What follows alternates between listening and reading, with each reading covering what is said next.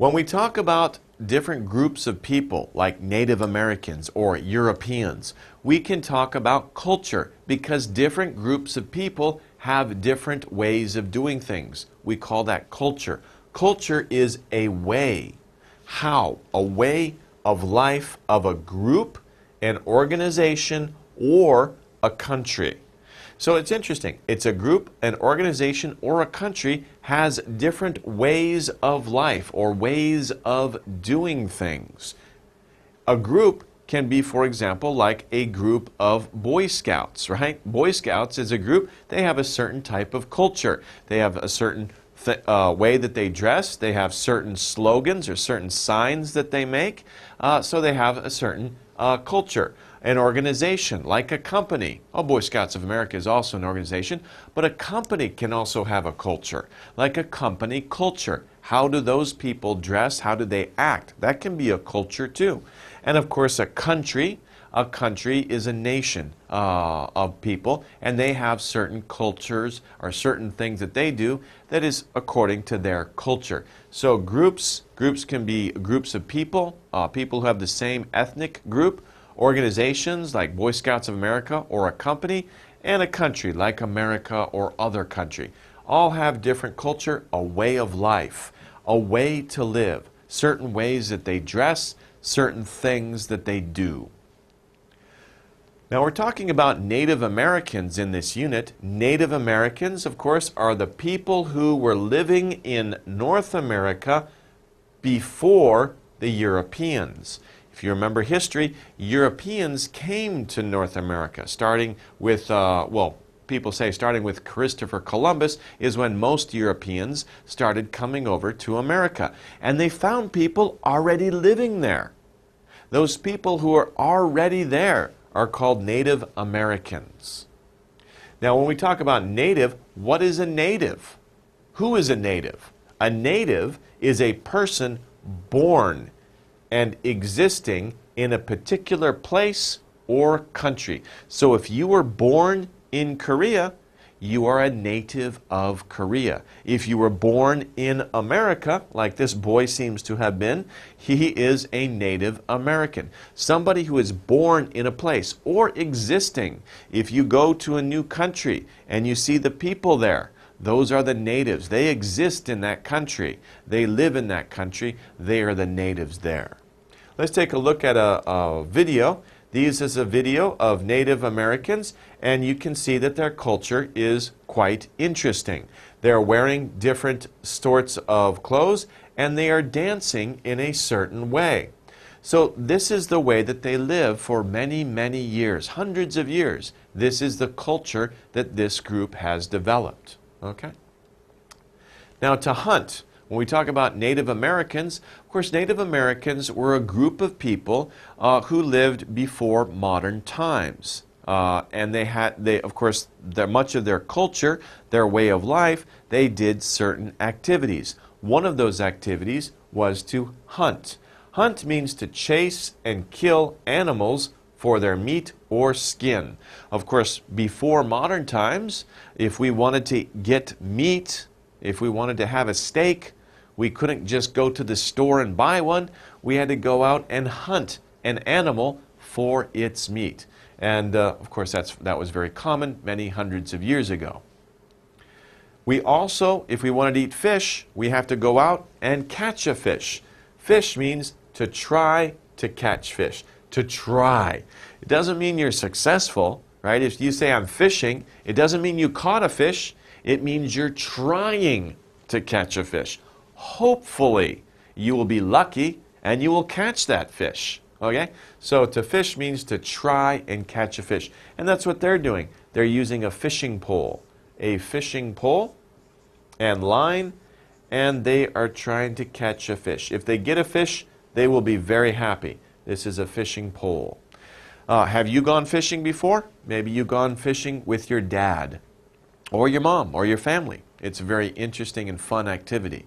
But a long time ago, people had to fish in order to eat. Craft work. Craft work is an interesting word.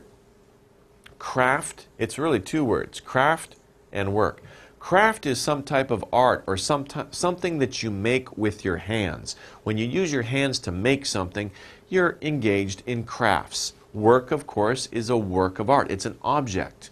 So craft work is work made by special skills, especially when you're working with your hands. You have certain skills.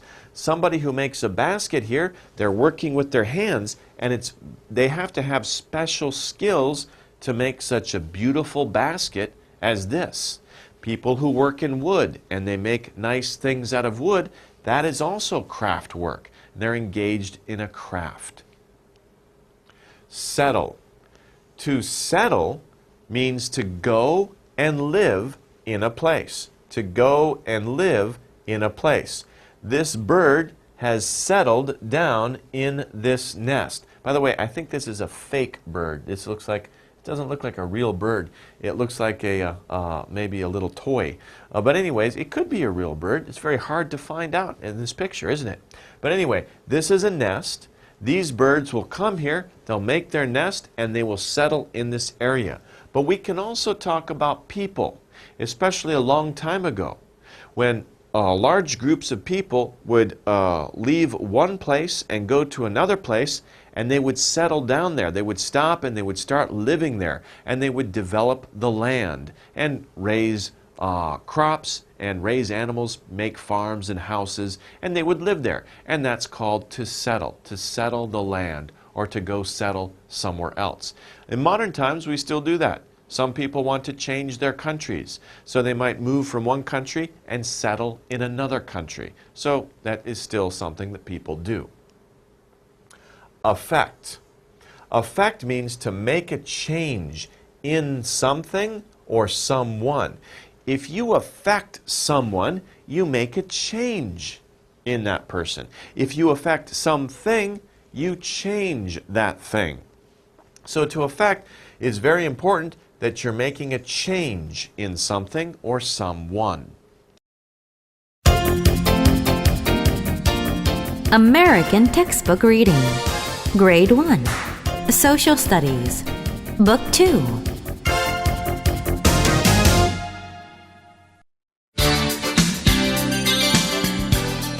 Lesson 1.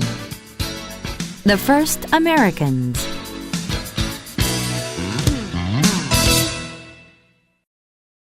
Culture. A way of life of a group, organization, or country. Native Americans. The people who are living in North America before Europeans. Native. Born and existing in a particular place or country. Hunt. To chase and kill animals for their meat or skin. Fish.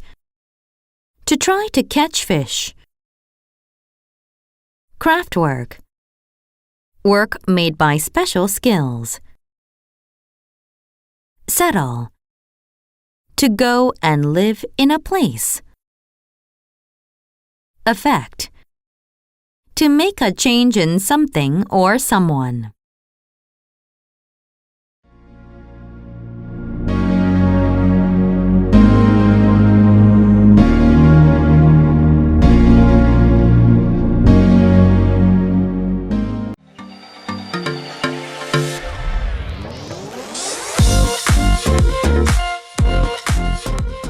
Let's get started with the first one.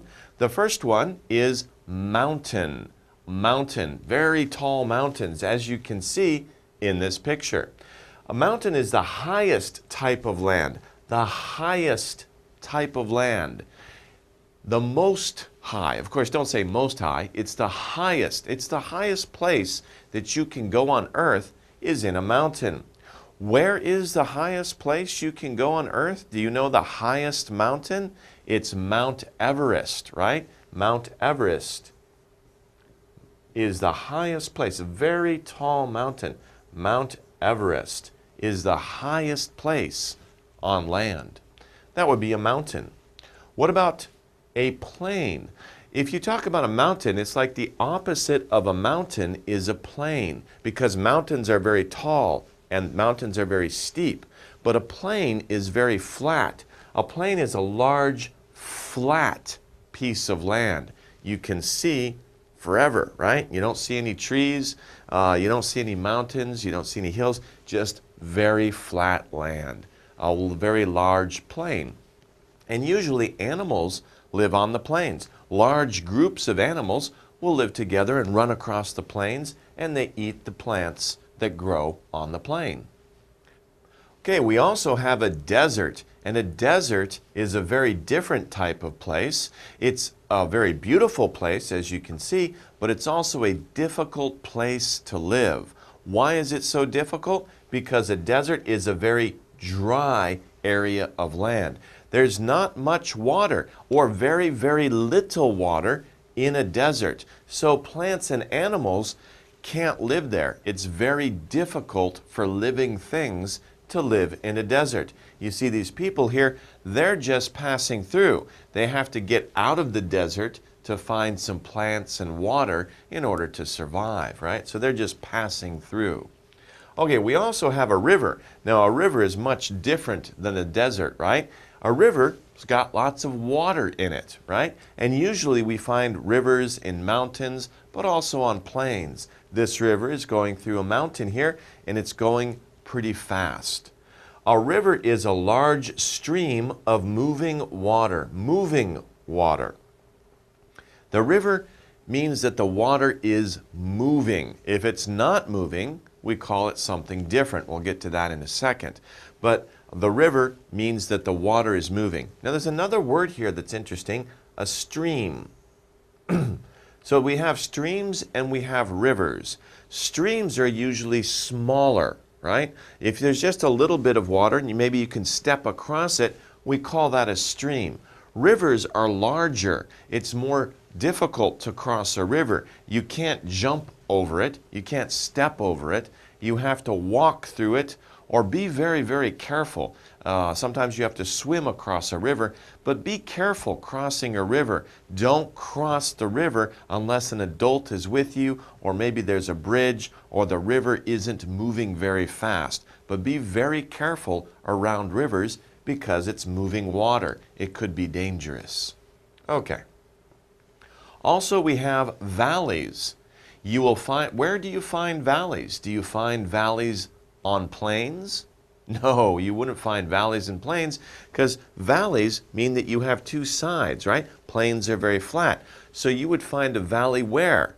That's right, in the mountains, right? So on either side you have mountains, and between the mountains you have a valley, because a valley is the lowland between mountains and hills. Okay? So when you have a mountain, right, the land goes up on either side. Between those, you have a valley. And some valleys are very beautiful. People put houses in there. Of course, valleys are easy that you can come up into the mountains. You go through the valley, and that's how you get up into the mountains, an easier way than climbing up the side of the mountain, which is very difficult. Okay. Remember I said that a river is moving water. If the water is not moving, then we can call it a lake. One thing we can call it is a lake. A lake is a large area of fresh water, right? Rivers and streams are usually fresh water. And if the river stops moving and it grows in area, we call that a lake. And of course we find many lakes in mountains, but you can find lakes in all sorts of places, right? Also on the plains, in hills, but in mountains also especially. This is a very beautiful lake in the mountain. It's a small lake. Some lakes are really, really big. You can't see across them. But if it's fresh water, we call it a lake, not an ocean, right? So fresh water is a lake. Okay. Also, we have a hill. A hill is just a higher part of a land, right? Sometimes, of course, you have plains, right? And sometimes the plains will stop and the land will rise gently. Not very steeply like a mountain, but a very gentle rise. And the land won't go up very high. We call these areas hills. And especially if you have a lot of hills, it's very gentle, you can call them rolling hills. Rolling hills. because it seems like, whoa, rolling hills, it seems like the land is rolling, right? It seems very gentle and very nice. So hills are a higher area of land, and they're fun to run up and run down. And when the winter comes and there's snow on the hill, you can take a sled and slide down the hill. Okay. We also have an interesting type of land called an island. In the ocean you can find islands, but you can also find islands in lakes sometimes too, if the lake is very big.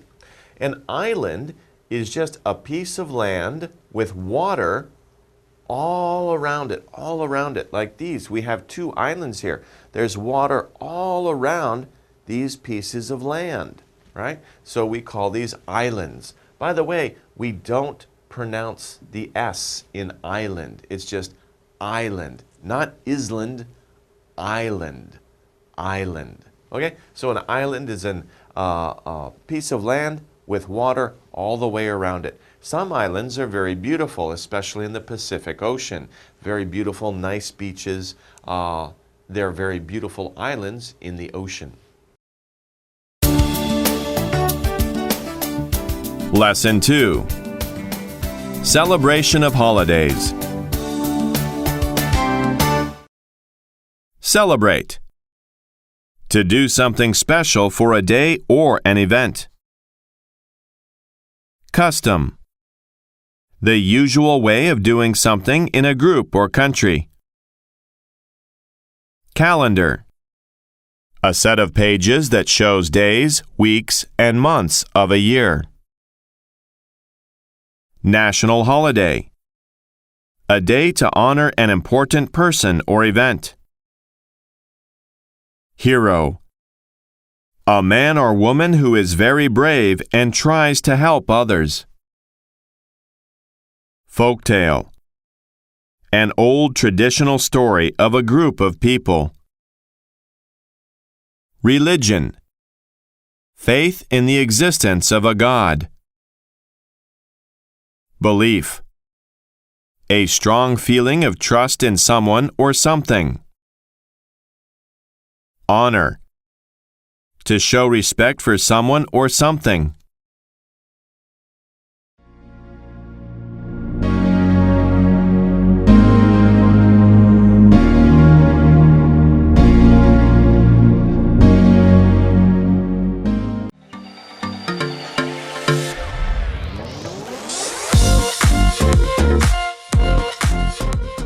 First of all, what is a country? If we talk about a country, what do we mean by that? A country is a particular area, a particular, like unique or a certain area with its own people and own government. Very important, right? A country has its own government. If it has a different government, it's a different country, right? So a country has its own government and, of course, its own people. And we can see in America, this is a very interesting map of America. You can see many, many different types of people. But they're all Americans, right?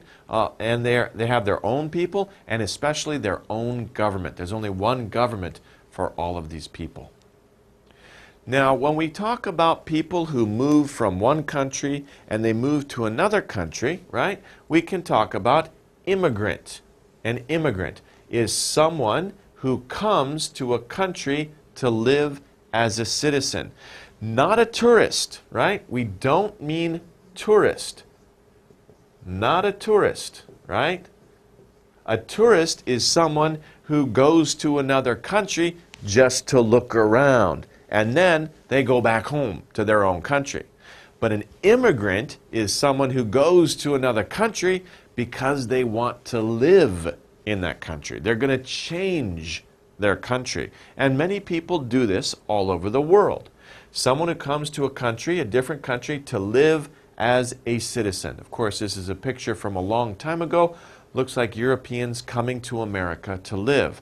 America really is, by the way, a country of immigrants. Most people in America, their parents or their parents' parents or their parents' parents' parents came from another country.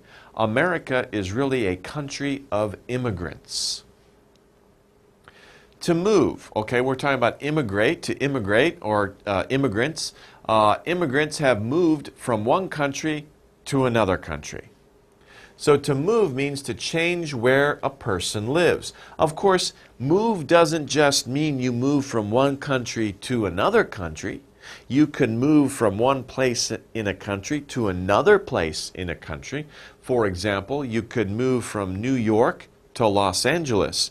You're not an immigrant, you're just changing your city. You can move from Seoul to Busan. You're not an immigrant, you're just changing your city. You're moving. You're changing where you live. Move, of course, is a verb, to move. Okay. Language. When we move to different countries, or when immigrants come to a country, we have to think about languages, different languages. Language, of course, is the means of human communication using either voice or letters. Right now, I'm using my voice. I'm communicating with you. I'm using a language to communicate with you. What is the language? Yes, it's English. I'm communicating with you in English. I'm using my voice, and I'm also using letters. You can see the letters on the slide.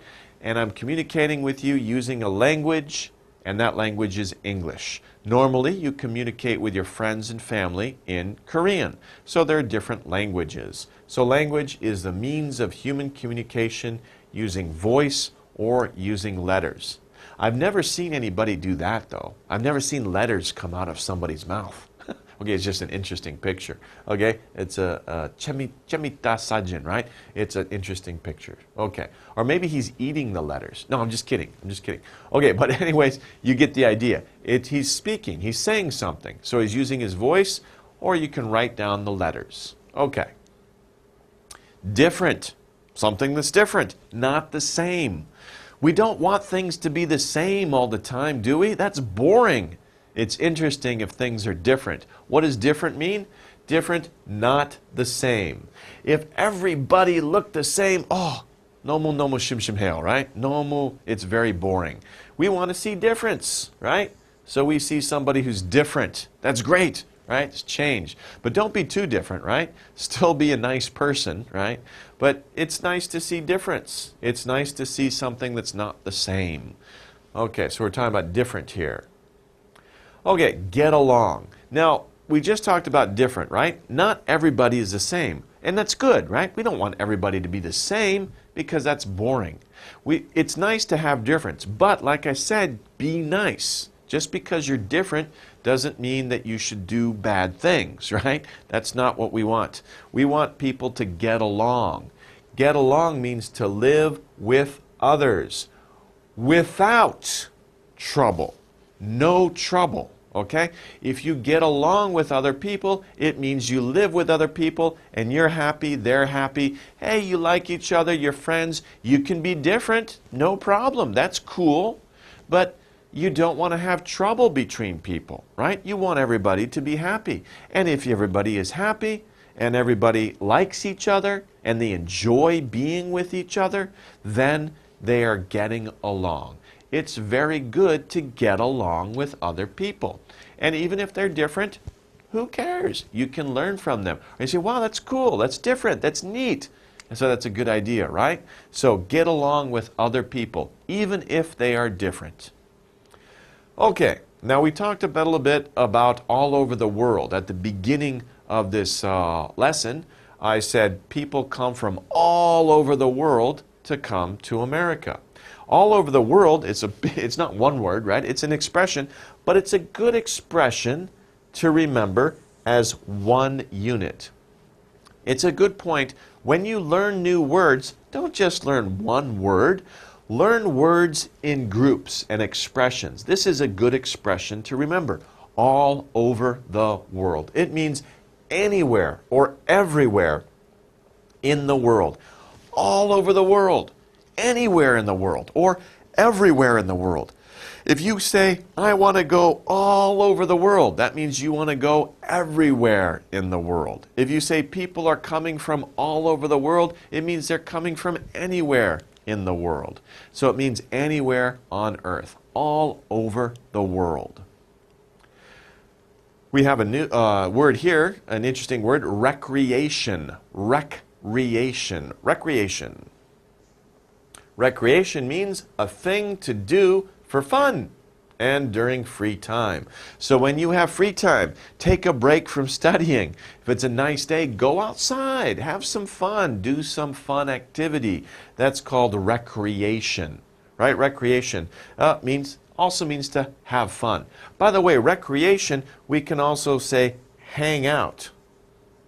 When people hang out, they're having fun. They're hanging out with their friends. They're spending time with their friends. Maybe going to a movie, going to a coffee shop, sitting around talking. They're hanging out. Hanging out is a common type of recreation, doing something for fun. Lesson 3. People find new homes.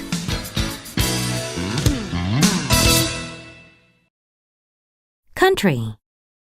A particular area with its own people and government. Immigrant. Someone who comes to a country to live as a citizen. Move. To change where a person lives. Language. The means of human communication using either voice or letters. Different. Not the same. Get along. To live with others without any trouble. All over the world. Anywhere or everywhere in the world. Recreation. A thing to do for fun during free time.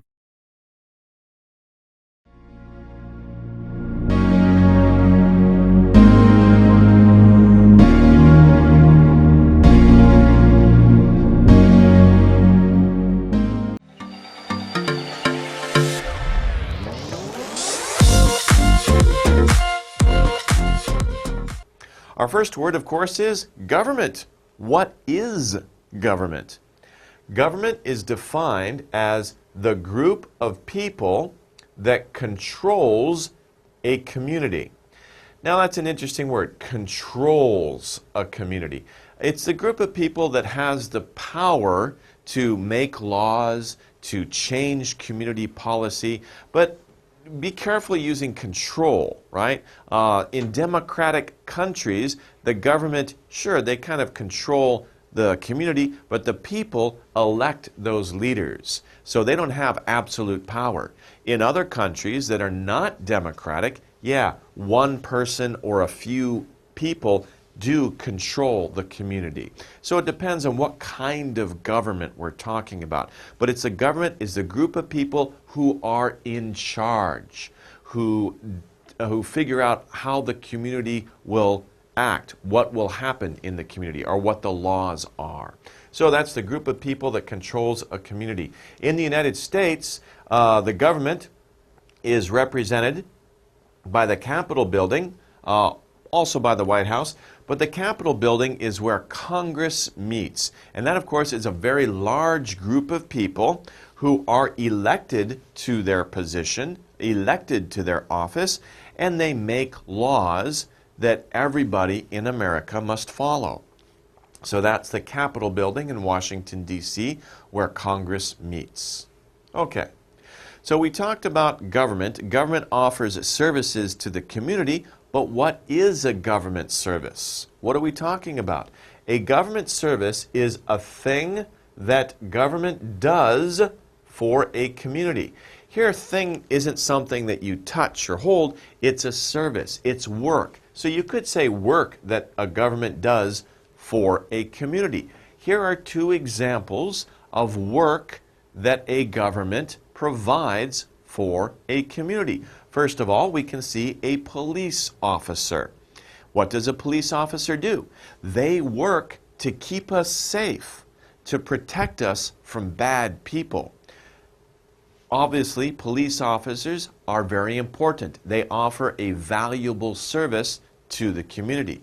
The other example that we can see here is of a firefighter.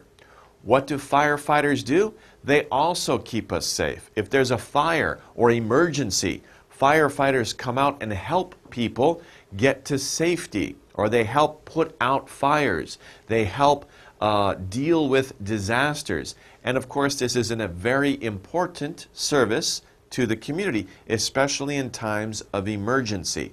So these are two examples of work or things that a government does for a community. These people are part of the government. They work for the government. They are part of the government. So government services are work that other people do to make our lives much better. Okay, most countries, and especially America, has a president. The president is the leader of a country. So usually we have one person who is in charge of, who controls the country, or who represents the interests of the majority people of the country. And we call that person a president. In this picture, of course, we can see U.S. President Barack Obama and his wife, Michelle. Now, here we can see Barack Obama. He's giving a speech. Presidents give a speech. They always have this seal here, this symbol. Anytime they give a speech, they have this seal here at their podium. And of course, presidents give speeches. Many people come to hear what the president has to say. In this case, the president is talking about health care. He wants to provide the American people with another government service in terms of health care. And he wants people to vote for his plan. He wants people to support his plan. So he comes to the people and he talks about his plan or plans, and the people say, yes, we like that. We will do that. So that's what the President of the United States does. Most of the time, he's giving speeches, trying to convince people to support his ideas and what he wants to do to give the nation certain services or to do certain things. Okay, when we talk about the government has to meet somewhere, right? These are people. You know, you have the president, you have Congress. Many people are involved in the government. They have to meet somewhere. They have to have their offices somewhere. In America, they have their offices in Washington, D.C. Washington, D.C. is the capital. When you talk about a country's capital, it's where their national government meets. It's the city where the government of a country is located. In other words, the Capitol building, the White House, the Supreme Court, these are all located in Washington, D.C. in America, because Washington, D.C., let me write this down here for you, Washington, D.C. D.C. stands for District of Columbia, and it is the city right here. It's not in a state. It's its own little area. It's not part of any state of America. It has its own special area, Washington, D.C., the District of Columbia. And that's where the capital of the United States is. Don't be confused, because there is a state right here. This is Washington State. So don't get confused between those two, okay? Washington State is here. Washington, D.C. is a city. That's right here. It's actually much smaller than this picture, okay? So don't get confused between the two, okay? Washington, D.C. is a city, about right there. That's the capital where the government of a country is located. In Korea, what is the capital? That's right, it's Seoul. Seoul is the capital of Korea. Okay. Safety. So we're talking about government and government services. As we saw, the firefighter and the policeman, they are very important because they help keep us safe. They want to keep people safe. So we're talking about safety. Safety means not being in any danger. You are not in danger. If you're not in danger, you are safe.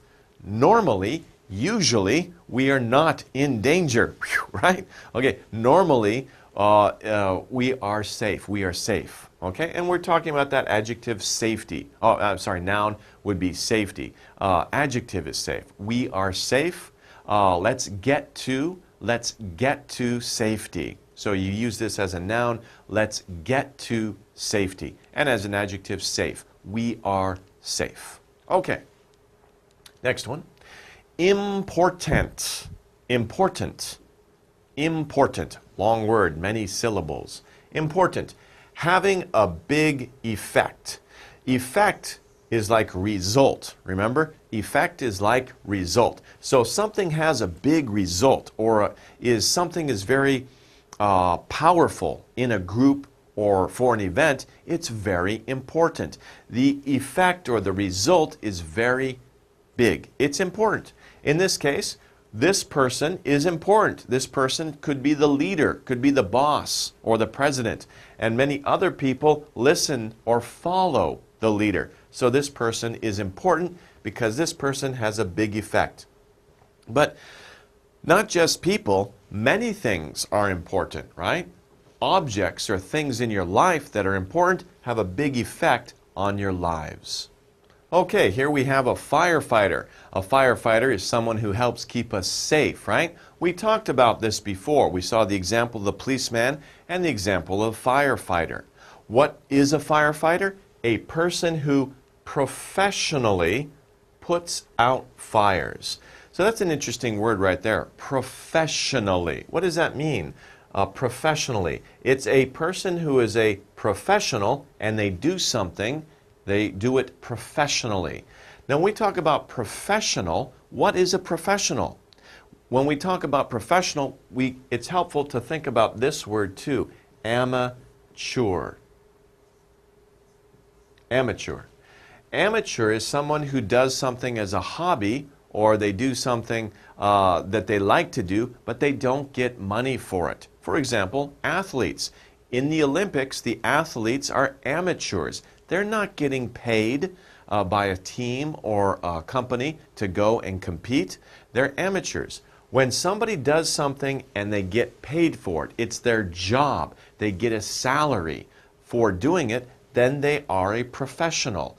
And if they do something professionally, they're doing it because it's part of their job.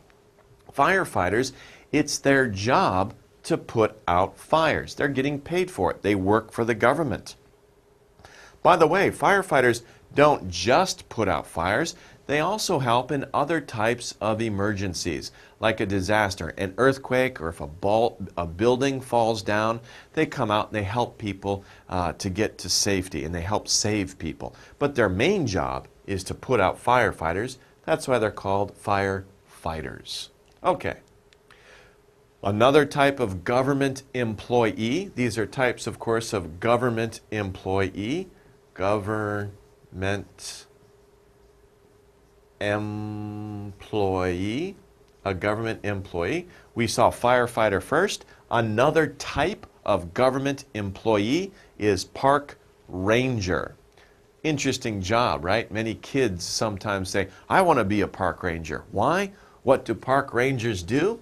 A park ranger is a person who takes care of. They take care of national parks or forests. So, if you think about a national park like Chirisan or Soraksan, very beautiful places, right? Nice mountains, trees, but many people go there, right? It's a problem if people throw their trash or if they walk anywhere off the trail. Other people, the government, who work for the government, they have to make sure that these areas are used correctly, that people don't destroy those areas, or that the area is in good shape. They take care of national parks and forests. And you can see an example of a park ranger here. He's looking around. Maybe he's looking for a forest fire, right? Park rangers also put out fires. They might be involved in that. So park rangers are people who take care of national parks or forests. They make sure that they're beautiful and nice places for everybody to visit. Who does that service? The government does. So a park ranger is a government employee. Lesson 4. The United States Government. Government. The group of people that controls a community. Government service. A thing that a government does for a community. President. The leader of a country. Capital. The city where the government of a country is. Safety. Not being in any danger. Important. Having a big effect. Firefighter. A person who professionally puts out fires. Park ranger. A person who takes care of national parks or forests.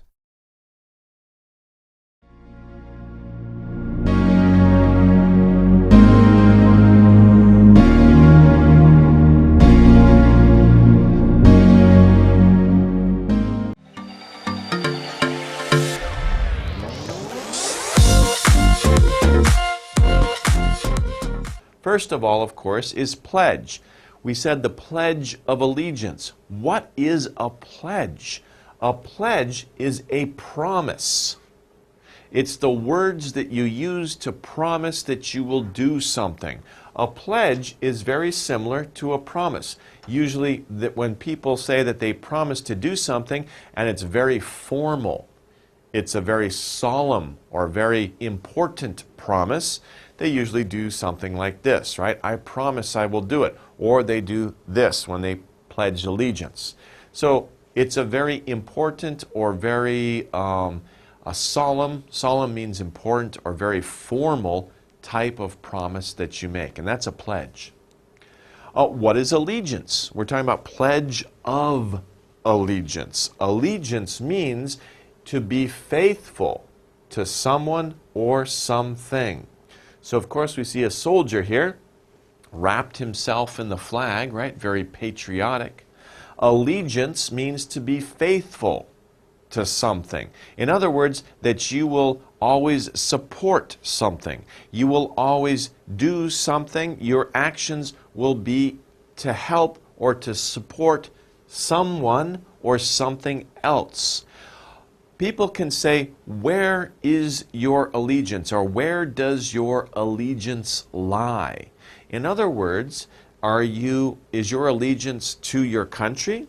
Is your allegiance to your family?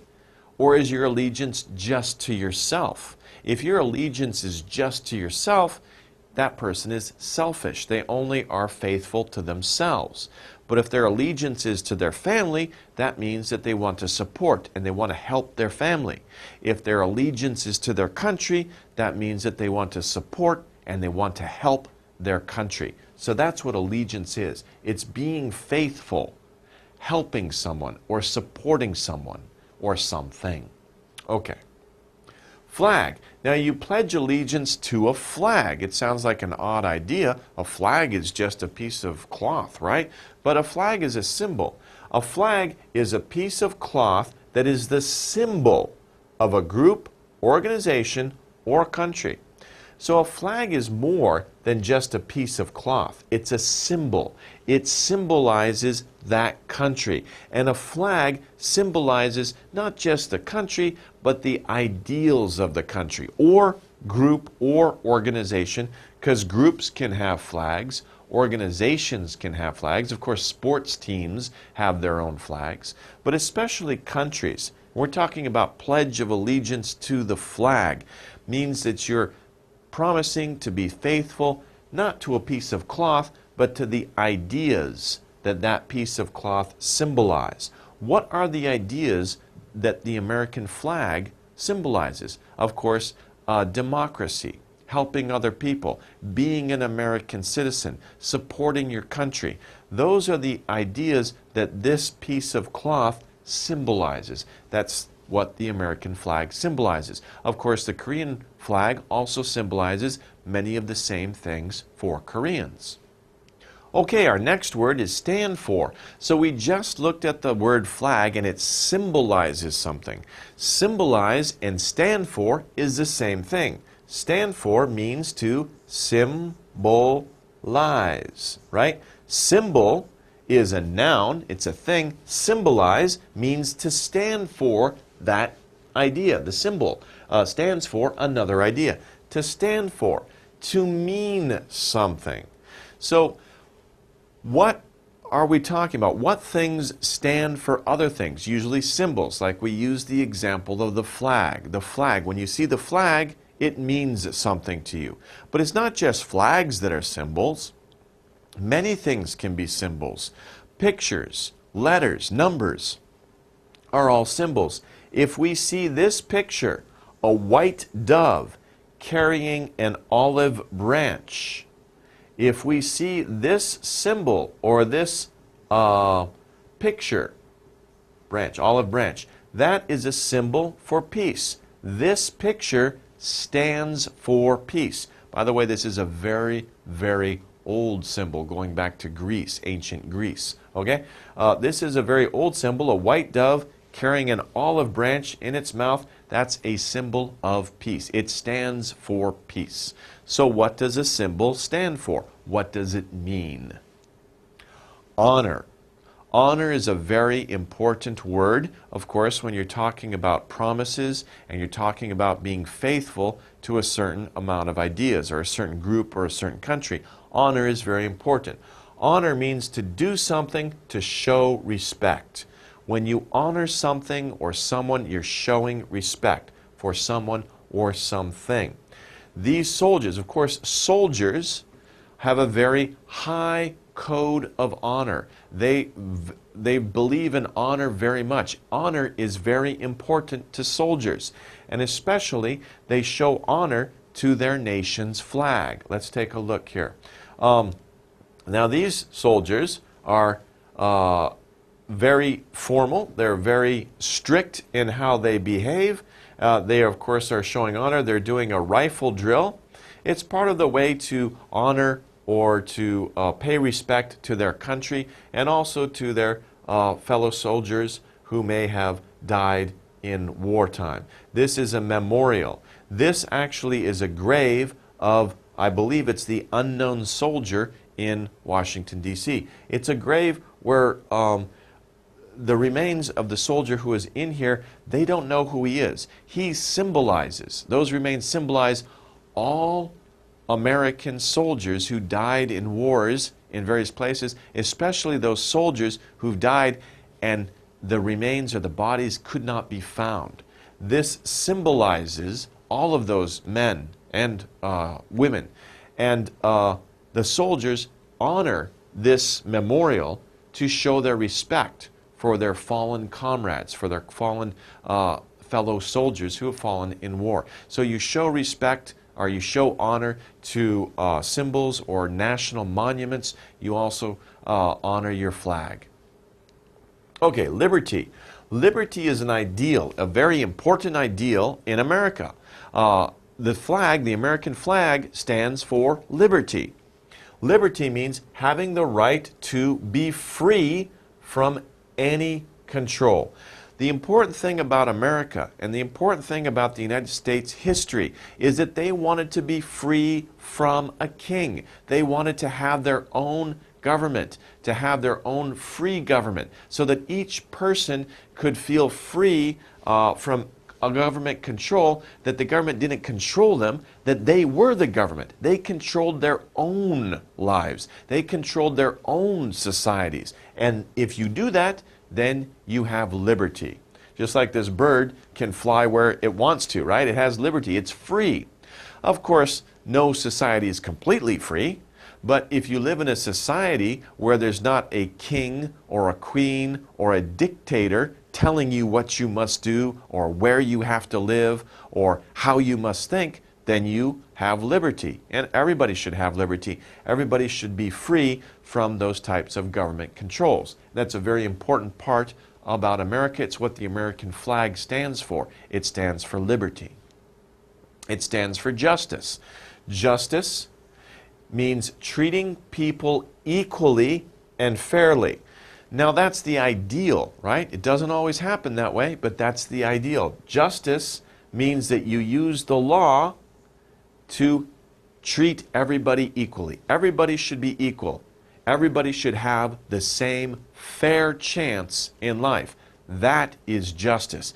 If people do not have the same chances or they are not being treated equally, then there is no justice. Okay, justice means everybody should be equal, everybody should be fair. That's what justice means. Republic. Now it's interesting to think about this. America, people say, it's a democracy. It is a democracy, but the form of government is a republic. A republic is a country where leaders are chosen by a vote. A true democracy is where each person can participate directly in making laws. But it's impractical because think about that. There's like 350 million people in America. You can't get that many people together to vote on a law. That would be chaos. It would be crazy, right? Too many people saying, no, I think this way, I think this way. So, in other words, what they have to do is many people will choose one person to represent them. So one state, right, will have 2, 3, 4, maybe several leaders that are chosen from that state to go to the government and make those decisions for them. That's why we have elected officials. That's why we have politicians. Politicians are leaders. We choose them by voting for them, and we choose them every 4 years in America, and they represent us. And that system of government is called a republic. Okay? It's not a true democracy where every person is involved in every decision. That would be crazy. It would be too chaotic. You can't control that. So we have a republic where people are chosen by votes. Okay, indivisible. That's one of the words in the Pledge of Allegiance. Indivisible means cannot be separated. Cannot be separated. And that's an important point, because in some parts or some times of American history, there have been times when some states tried to separate from the nation. A famous example is the Civil War, when the South tried to separate itself from the North. But there was a war fought about that, of course, and the North won, the South stayed together in part of one nation. So the nation, America, is indivisible. It means that no state can go off and make its own country or its own laws. Every state or every region in America is part of the whole. They're all in it together. So there's a couple of different ideas. Indivisible, in means not. Divisible means to divide or able to divide. Whoops, divide. Whoa, what's wrong? Divide, not able to divide, not able to divide, cannot be separated. You can't split America up into different groups. It's one nation. That's very important. Lesson 5. The Pledge of Allegiance.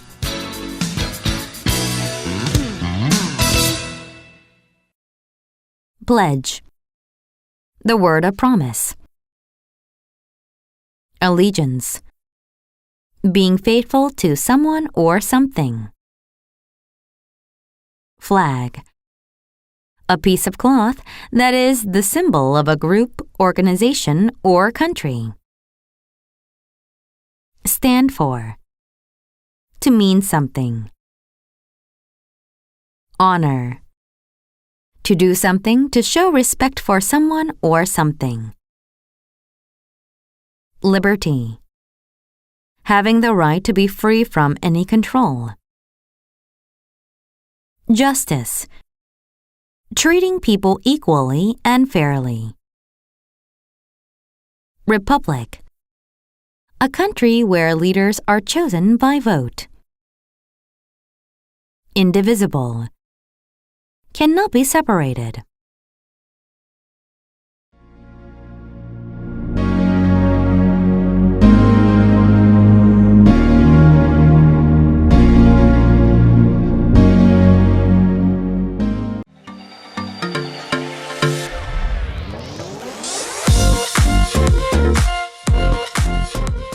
But let's take a look, first of all, what is a symbol? What's a symbol? What does that mean?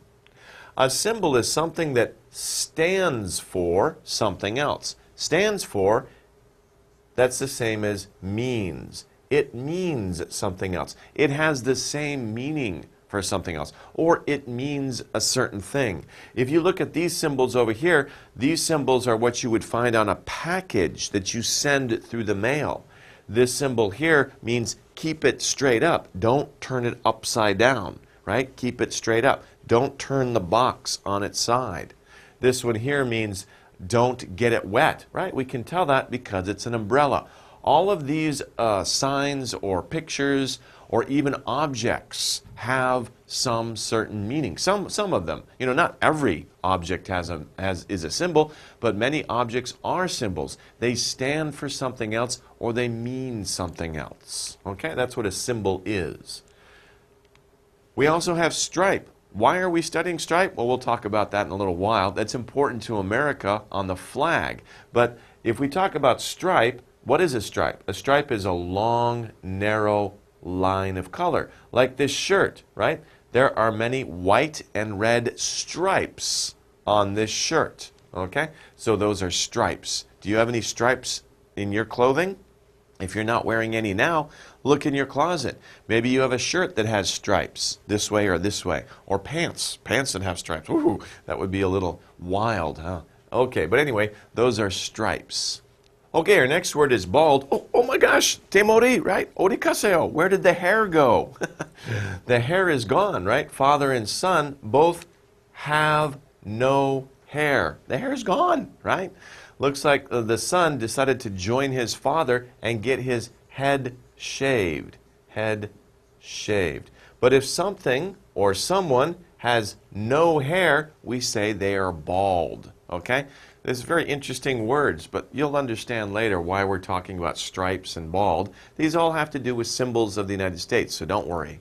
Okay, statue. Of course, statue is very obvious. A statue is a large figure of a human or animal that is made of stone or metal. Made of stone or metal.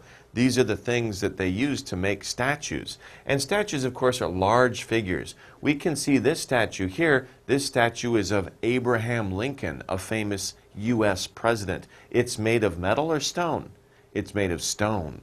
And it's a very nice stone. It's made of a certain type of granite or marble. And it's very, very beautiful, actually.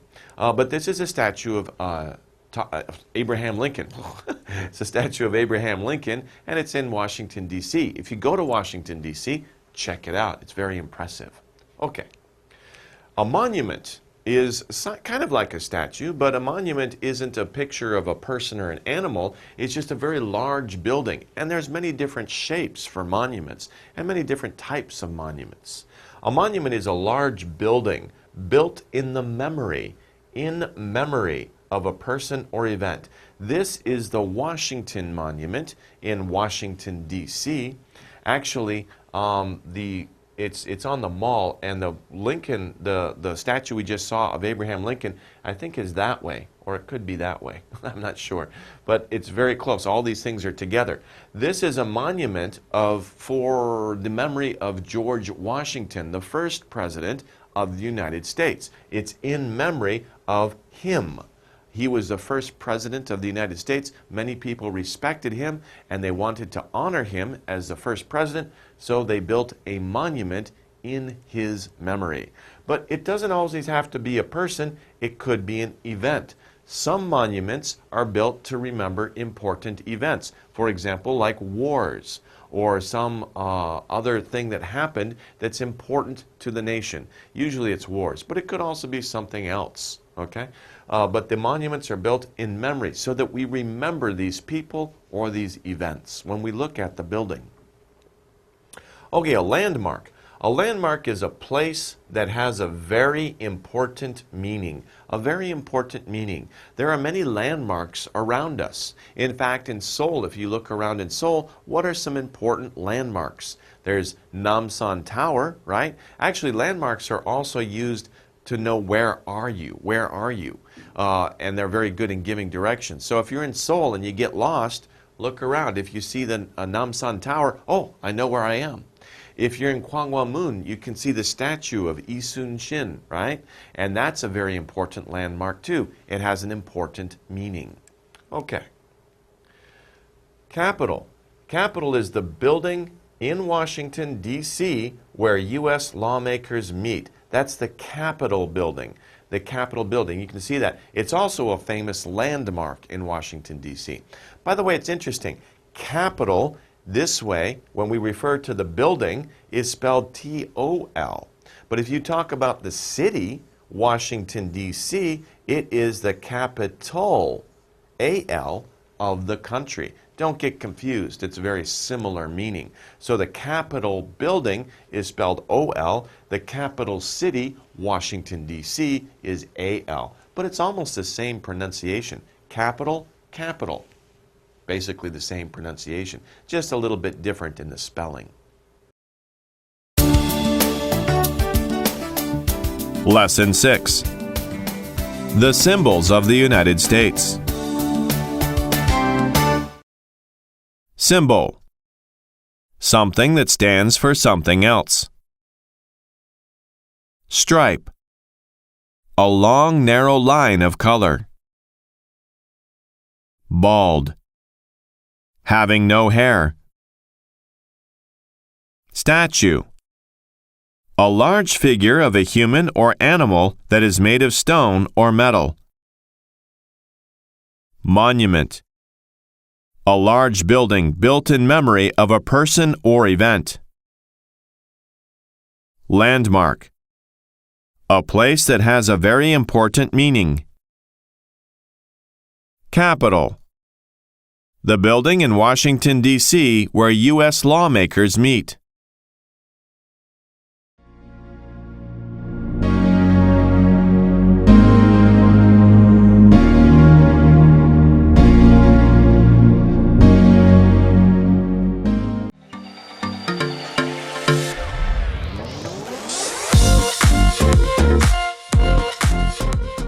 Let's look at some words to talk about this topic. The first word is transportation. What is transportation? That's the subject of the lesson, but what is it? Transportation, it's a long word. Transportation. Transportation, it's a long word. Transportation is ways to carry people or things from one place to another. So you're going to transport. By the way, transport is your verb. If you want to transport, if you want to carry something or somebody from this place to that place, you're going to transport that person or that thing. And we're talking about transportation or all the ways, right? We have trains, we have truck, we have boat, we have airplane. These are all types of transportation. So we can say, types of transportation. Types of transportation. Types of transportation. There are many types, many ways to carry people or things from one place to another. Okay. We also talked about technology. We saw that idea, technology. Technology has changed transportation. Technology. Technology. Of course, you might know the word tech, right? High tech, right? Many things today are high tech. They use high technology. Technology is scientific knowledge.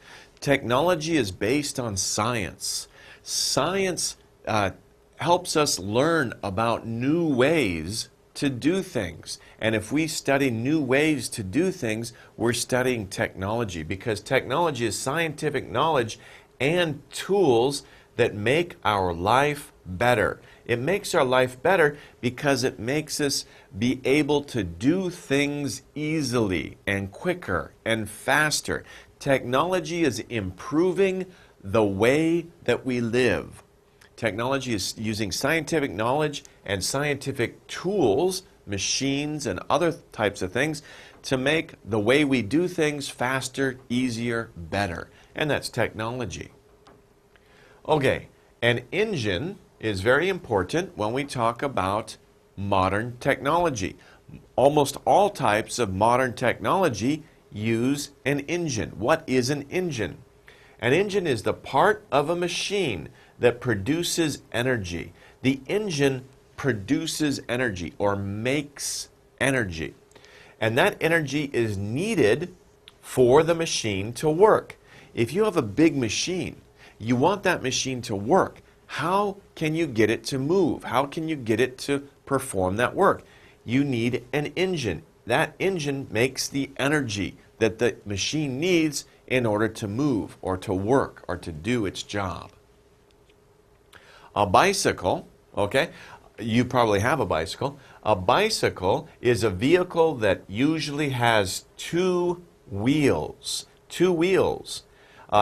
pedals and handles. It has two wheels. If you look at the wheel goes around in a circle. That's a cycle, right? Bi means two. So bicycle. A bicycle is a bicycle or a machine that you ride on. It has two wheels. Have you ever seen somebody riding around on one wheel? Sometimes you can see that. They have a thing here and then they have a seat, right? And then the person sits here on the seat. What would that be? It's not a bicycle because bi means two. What means one? Uni, a unicycle. And there are unicycles, but they're a little dangerous, right? They're no mo hindro to ride because you're balanced, right? Bicycle is much easier. But a unicycle is one wheel. Uni means one. Bi means two. Cycle, two cycles. Bicycle. So it has wheels, pedals, and handles. You guys know a bicycle. You probably ride a bicycle a lot. But those are bicycles. We also have airplane. It's a plane flying in the air, right? Airplane, right? Actually, the wings are like planes and they go through the air. The flying vehicle, a vehicle that flies. It has an engine and it has wings. So an airplane has an engine and it has wings. You can see the engine on this airplane. Sometimes the engines are under the wings, but in this case the engine is right here. Right? That's just one engine. And that is a jet. The engine is here. It has wings. And look at the wings. They go down to make it go down and they go up to make the airplane go up. So these parts of the wings move up or down to make the airplane go up or down. Okay, so that's an airplane. Ride. Have you ever ridden a horse? I don't know, maybe not. But you probably ride a bicycle. Ride is a very common thing we do. We ride in a car. We ride in a train. We ride in a boat. Ride means to sit on something and travel. It's much more easier than walking, right? Walking, you're not riding. You're walking, right? But if you can ride, you can sit down. Take it easy, relax, and you can travel to another place. So ride. Wagon. A wagon is very old, isn't it? It's old style transportation. A vehicle that has four wheels, 1, 2, 3, 4 in the back, and is pulled by horses. So horses, maybe one horse, two horses. Some wagons had 8 horses all hooked together and they were pulling the wagon. They went pretty fast because many horses can run for a long time. But wagons were very difficult to ride in. It wasn't comfortable to ride in a wagon. Let's take a look at a video. Now this is an old video, right, from a long time ago. They're showing people moving wagons. Look at this guy right here. Look at his head. Whoa! Did you see that? His head went around like that, okay? It's pretty funny. But you can see these wagons, they were not comfortable because they were always going like this. And that's why that guy's head's, going around like this. Imagine doing that for 8 hours a day. You would go crazy, right? It was very difficult to travel in these wagons. But Americans, when they went from the East Coast and they wanted to go to the West Coast a long time ago, they would travel in these wagons. And these wagons were called covered wagons. and they were really, really long. You had so many covered wagons. Covered wagon because you cover the wagon with a cloth or fabric. And you had a lot of wagons just one after another. And if you look, they're just stretched out really far. There's so many wagons. Hundreds of families are moving at one time. These wagons moved at the same time for safety because it's a very difficult journey. If something breaks down, other people can help you. Sometimes they went through hostile territory. The Native Americans were not happy with all these Europeans or Americans coming across their land. So they would attack the covered wagon trains. They were so long, they called them trains. They weren't trains, but they were so long, it seemed like they were trains. And this is how American pioneers moved across the country a long time ago. But imagine, it's very difficult and always, rocking around. It's very nomu himdero. Okay. Another way to get around is a steamboat. That's a boat, of course, that uses steam for its power. A boat that gets power from steam. So the boat engineers, they would burn coal, wood, usually coal, and it would cause steam, which made an engine move, and they made the paddle move, which made the boat move through the water. And you could see steam coming up from the stacks, the smokestacks there. Okay, so that's a steamboat. Lesson 7. Changes in transportation.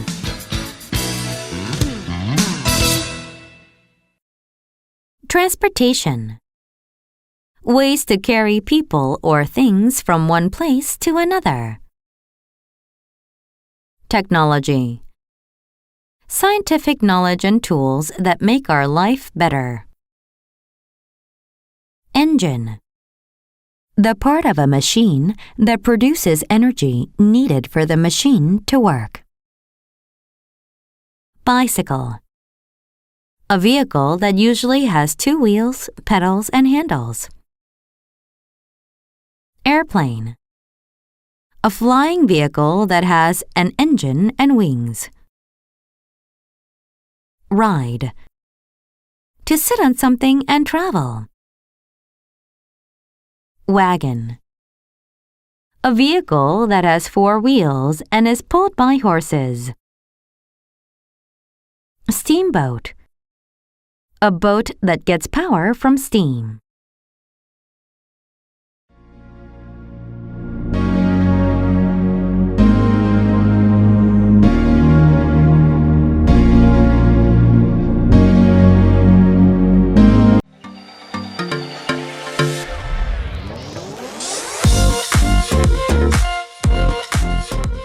Let's take a look at some words. First of all, we need to learn the word sail. To sail means to go or move on water. Any boat that moves, whether it has sails or not, is sailing on the water. Even nowadays, boats that have motors and engines, they are also sailing on the water. But that word, of course, is used from a long time ago because these big pieces of cloth, these are sails. So that's where the word came from, to sail. To sail across the ocean is to use these sails to catch the wind and to go across the ocean, to sail. Okay, land. Land, of course, can mean a couple things. Land as a noun means, an area of the earth that is not water. It's a hard surface of the earth. But land is also a verb. Here, land is used as a verb. It means to. So to arrive, that's a verb, not a noun. I mean, it can be used as a noun, but in this case, we're using it as a verb. To land.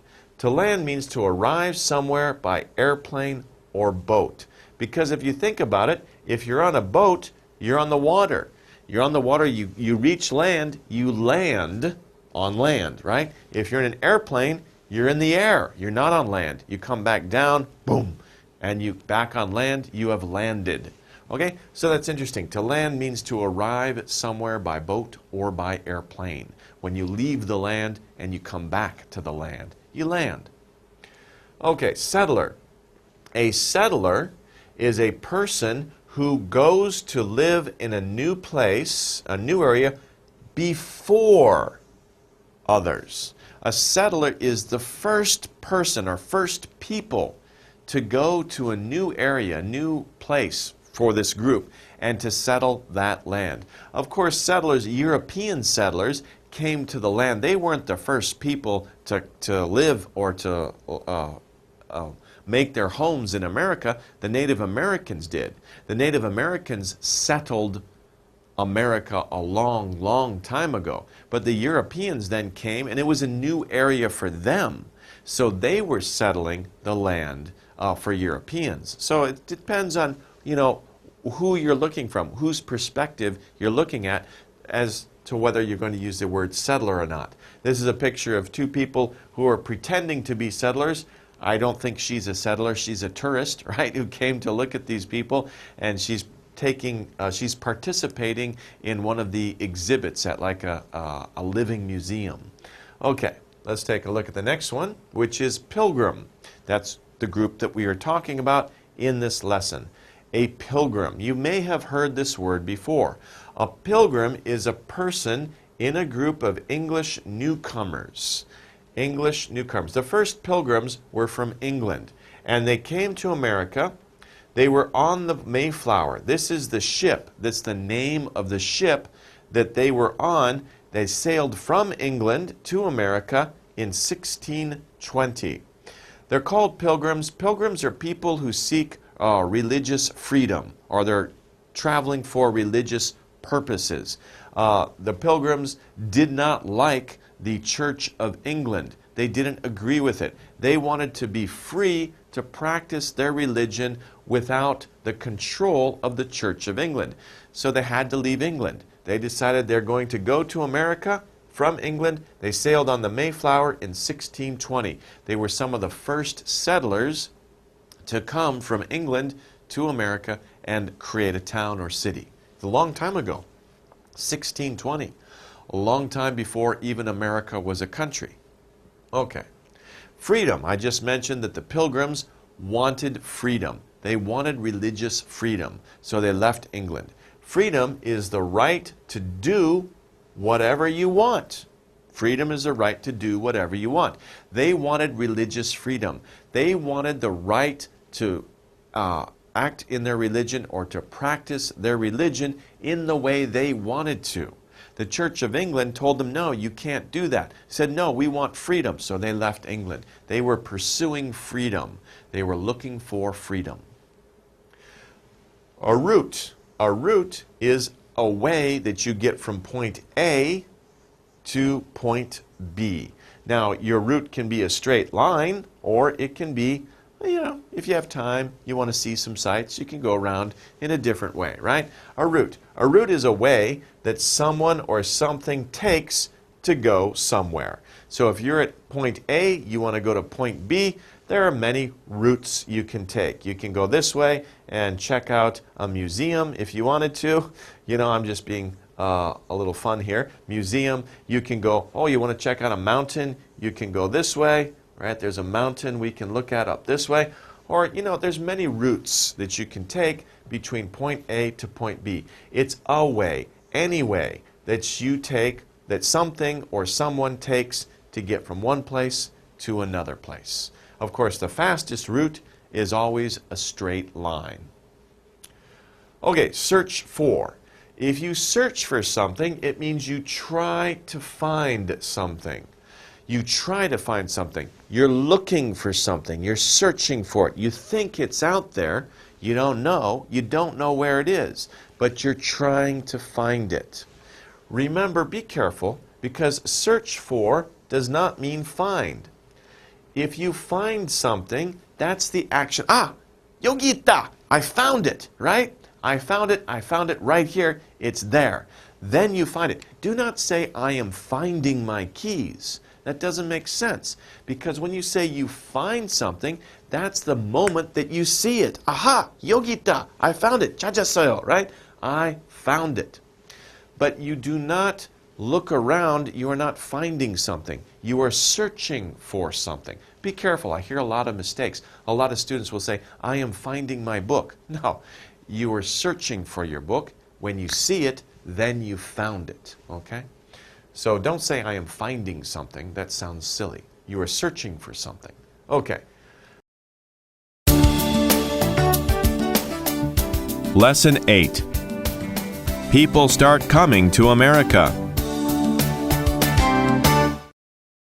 Sail. To go or move on water. Land. To arrive somewhere by airplane or boat. Settler. A person who goes to live in a new area before others. Pilgrim. A person in a group of English newcomers to America who were on the Mayflower in 1620. Freedom. The right to do whatever you want. Route. A way that someone or something takes to go somewhere. Search for. To try to find something.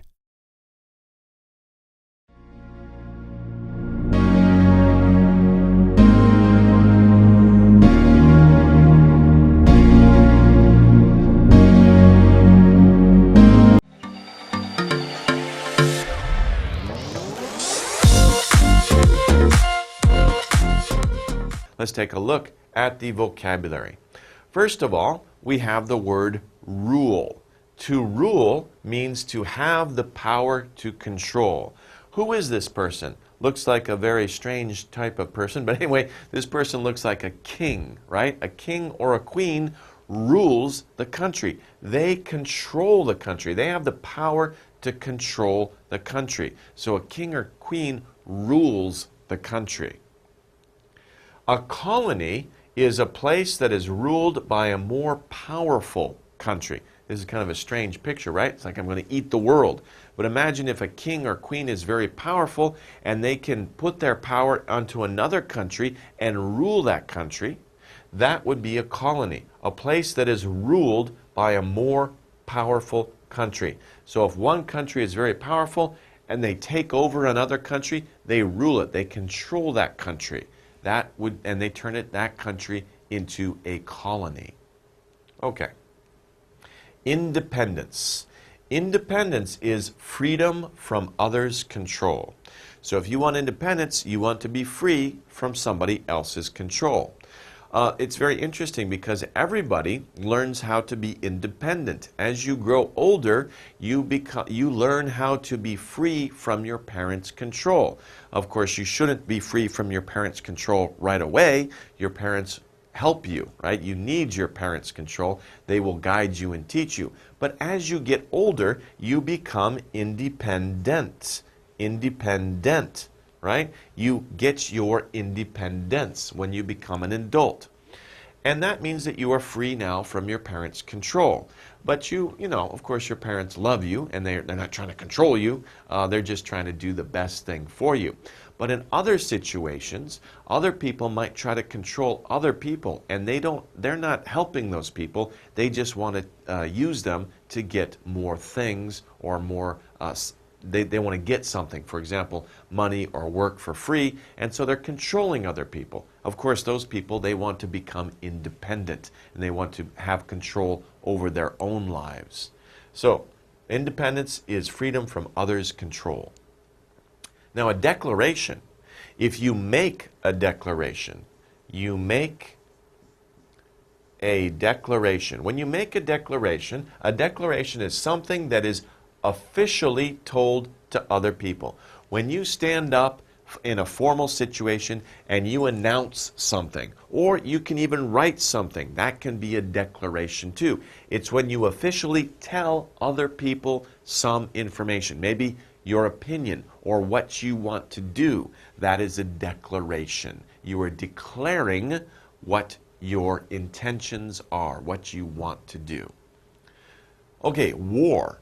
War is a long period of fighting, a long period of fighting. Wars last for a long time.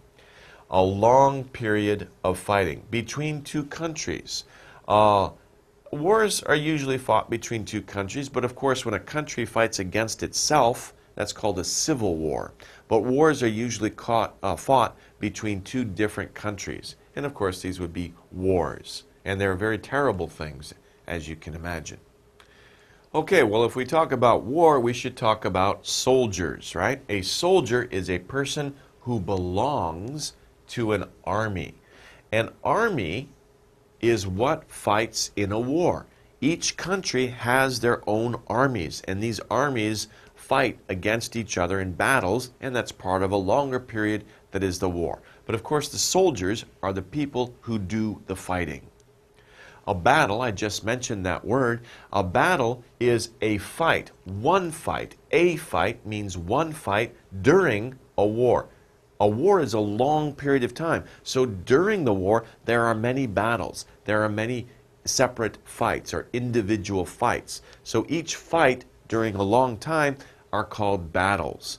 It's very interesting. Some people may say, they won the battle. They won the battle, but they didn't win the war, right? They won the battle, but they didn't win the war. So, you know, armies can win a battle, but it doesn't mean that they're going to win the war. Because a war is a series of battles. One army might win a battle, but in the end, that country might lose the war. So they have to win all of the battles. If they win all of the battles, then they win the war. But, you know, they win some and they lose some. So you may have won the battle, but you didn't win the war. Or you may have lost the battle, but you didn't lose the war. And if somebody says you lost the battle, but you didn't lose the war, that means keep trying. Maybe you had a failure, but keep trying, keep fighting. It may be not a war, maybe you're struggling to do something else. You may lose a battle, but don't give up. You haven't lost the war, so keep fighting. Lesson 9. The beginning of the United States.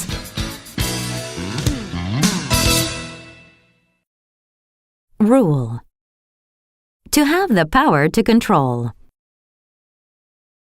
Colony. A place that is ruled by a more powerful country. Independence. Freedom from others' control. Declaration. Something that is officially told to people. War. A long period of fighting between two countries. Soldier. A person who belongs to an army. Battle. A fight during a war.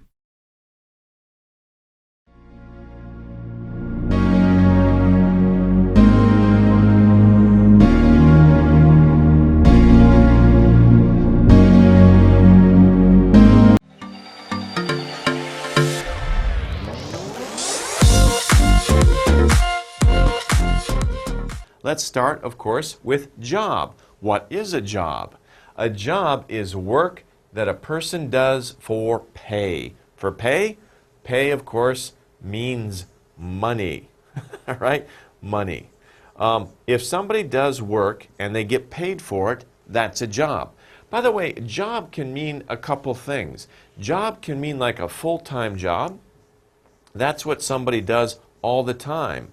It's their full-time job. It's their main job. I'm sorry, that's a J, not a U. You could have a part-time job. A part-time job. Okay? You can also do just one job. It's a single job, or it's a one-time job. A one-time job is when, you go out and you do one project and you get paid for it.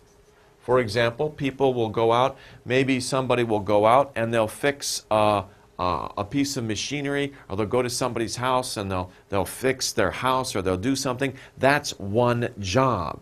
So we can talk about job as in your career. Job in terms of career. A career is what somebody does their whole life. A career is like an engineer, a dentist, a lawyer. That's a career.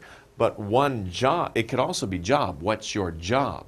But a job can also be one period of work or one project that you do. So job can be used in a couple of different ways, a couple of different senses. Okay, we also talk about workers. People who have jobs are workers, right? A worker is a person who does a job. Very easy, right? They are a worker. We have office worker, right? Office worker. There's a word salary worker, but that's not so common in America. It's probably better to say office worker or businessman. You have also some different types of workers, right? A person who is a salary worker, an office worker, or you also have people who are hourly workers. Let's talk about this for just a minute. An hourly worker and a salaried worker or salary worker. A salary worker gets the same amount of pay every month. They might get, well, let's say $2,000 or $3,000 a month, every month, no change, because they're working on a salary. Their salary, their payment is fixed. It doesn't change. But an hourly worker gets paid for each hour that they work, and their pay might change from month to month depending on how many hours they worked. If they worked just a few hours, their pay is smaller. If they worked a lot of hours, their pay is more. So there's two main types of workers in America, salary worker and hourly worker. It depends on what kind of job really determines whether they are a salary worker or an hourly worker. Okay. Of course, we're talking about earning money. Salary workers, hourly workers, they earn money. Earn means to get money in return for work. Can you earn money? Maybe. A lot of kids in America will do chores around the house, and sometimes the parents will give them allowance. Allowance. And that is money that parents give to kids every week or every month for being good kids and doing jobs around the house. Also, kids can do jobs like babysitting, cutting their neighbor's lawn, washing cars. You can earn money by doing these different things. If you work and you get paid, you are earning money. Okay, our next word is business. Business. Business is the activity of making or selling goods or services. Whew, kind of a complicated word, isn't it? It's the activity. It's things that people do. And what are they doing? You either make a product or you sell a product. There's two types of businesses, right? Businesses that make things, that create things, and then there are businesses that just sell things. Maybe they don't make them, they just sell them. So make a product or sell a product. Some companies do both, or some businesses do both. And not only that, you sell goods, but you can also sell services. So some companies sell goods, some companies sell services, right? So those are different too. Goods, of course, are products, things that people use. Services are work that people do for other people. Services, for example, lawyers or doctors or accountants. Those are services, right? If they sell goods, they might be a store that sells household goods or food or something like that. So there's all sorts of different types of businesses doing many different types of things. Business. Okay. Volunteer. Now we have this word. This is an interesting word. A volunteer is a person who works, but they're different from a worker in this respect, because a person who does work for free, they don't earn money. They don't earn money. They're not getting any money in return for their work. Why do they do that? Because they want to help others. So it's very nice to volunteer to help other people. You don't expect to get paid. You're not working to get paid. You're doing it because it feels good to help other people, and it's a nice thing to do. So many people will volunteer, and they'll volunteer in their community. Okay, run. Run means, no, that's one meaning of run, right? But this is another meaning of run. For example, run means to manage or lead something. So when we use run in this lesson, we're talking about run a business. Run a business. Because business, by the way, can also mean, it's not just activity, but business can also mean company. Run a business, run a company.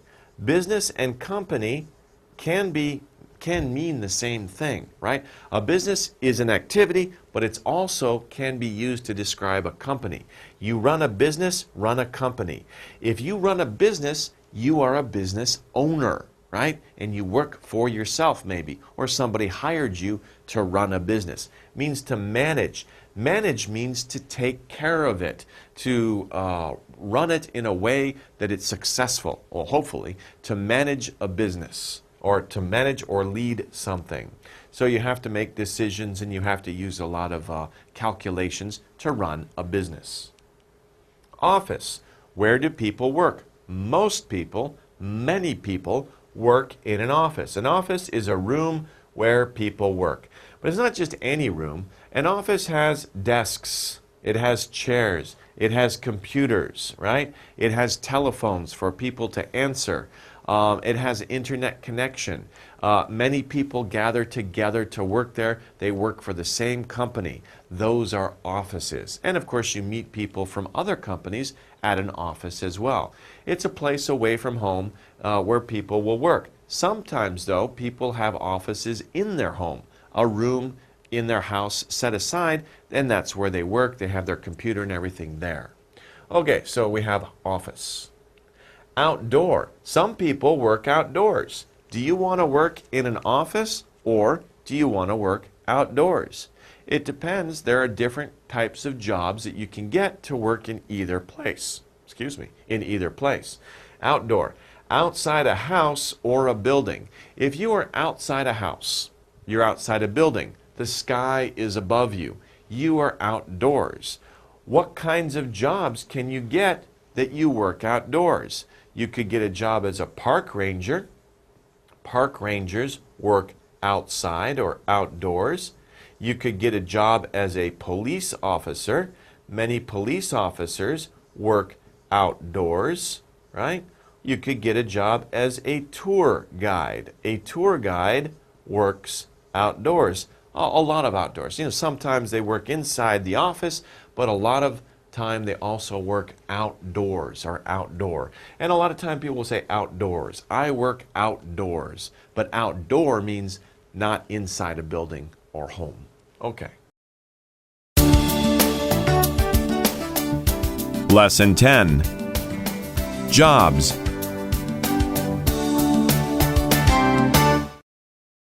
Job. Work that a person does for pay. Worker.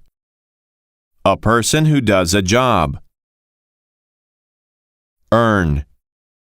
To get money in return for work. Business. The activity of making or selling goods or services. Volunteer. A person who does work for free to help others. Run. To manage or lead something. Office. A room where people work. Outdoor. Outside a house or building.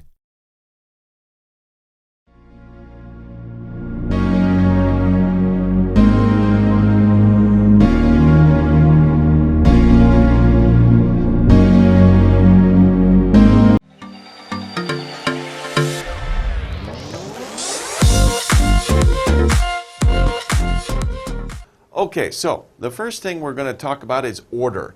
When you order something, you ask to make or supply goods. These people here are in a restaurant.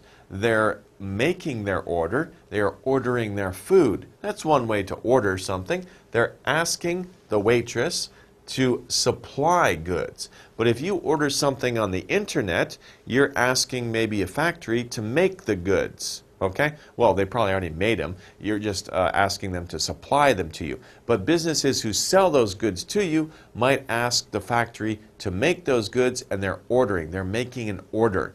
Order can be a verb. It can also be a noun. For example, may I take your order? What is your order? Please make an order. Make an order. Do you want to make an order? So you make an order. This, if you use it this way, it's a noun. But we can also use it as a verb, to order. I would like to order, please. What is your order? Okay? I would like to make an order. So you can use it as a noun or you can use it as a verb. Okay, package.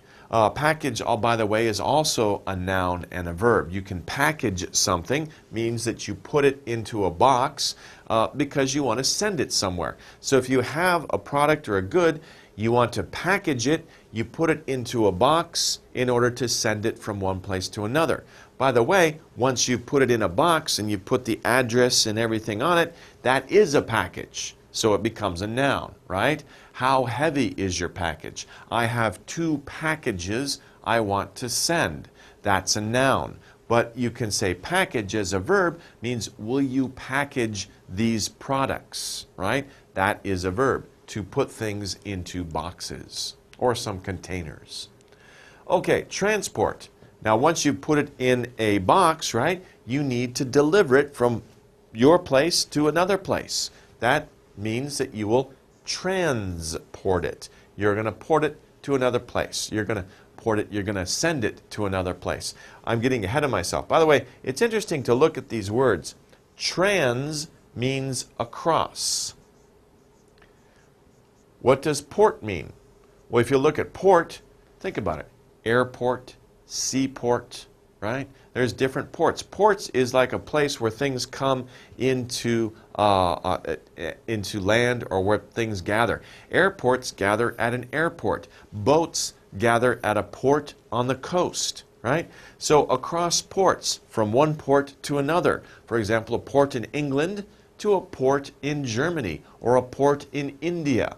Across ports, to transport, to deliver from one port to another port. It's interesting how these words come about. Transport.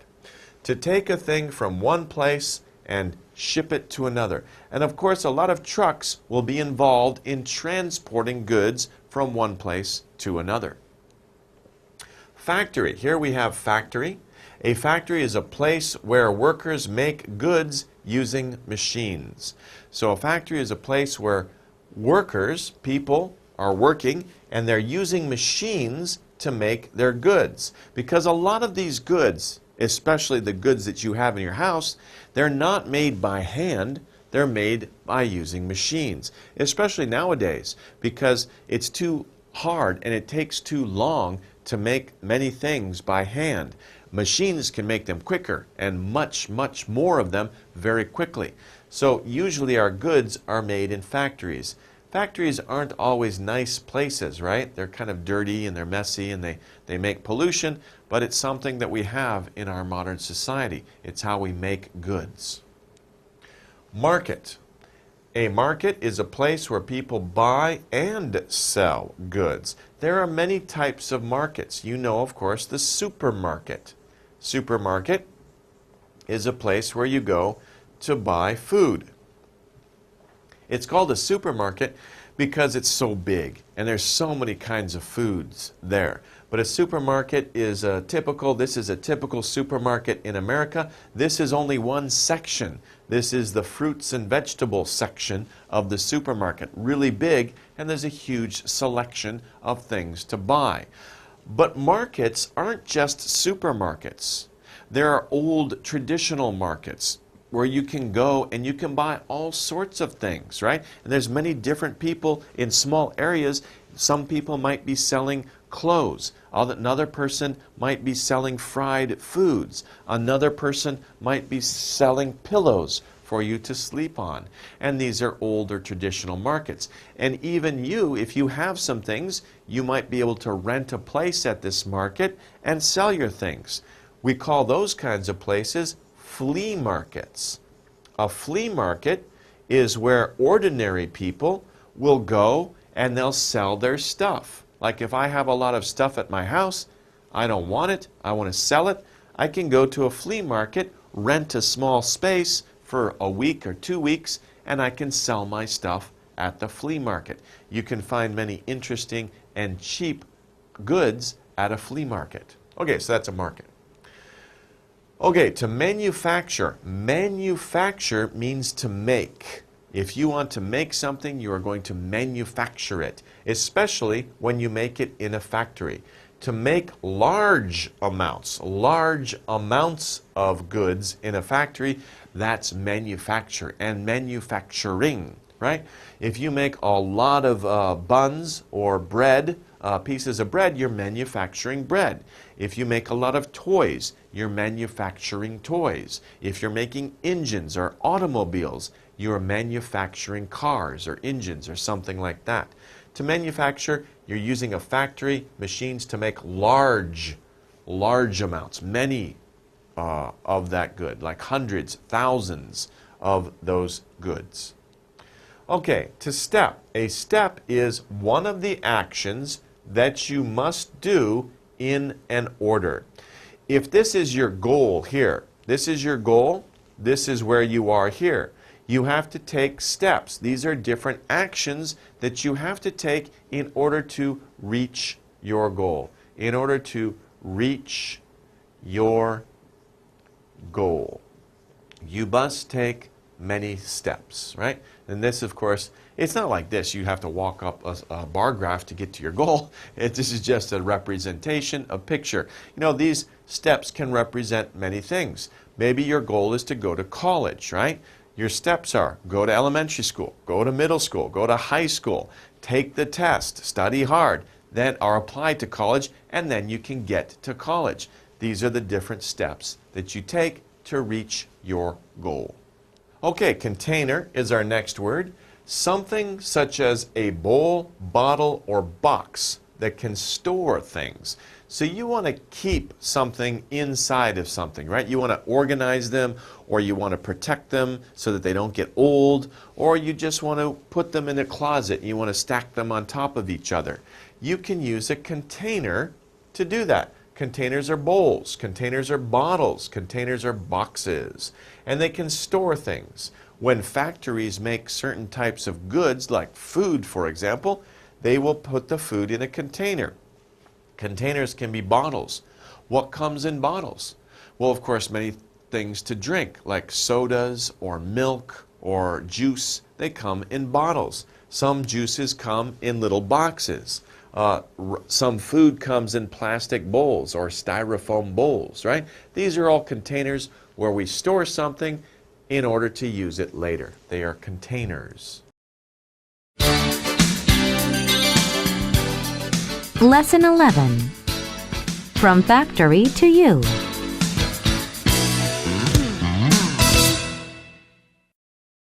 Order. To ask to make or supply goods. Package. To put things into boxes. Transport. To take a thing from one place to another. Factory. A place where workers make goods using machines. Market. A place where people buy and sell goods. Manufacture. To make large amounts of goods in a factory. Step. One of the actions that you must do in order. Container. Something such as bowl, bottle, box that can store things.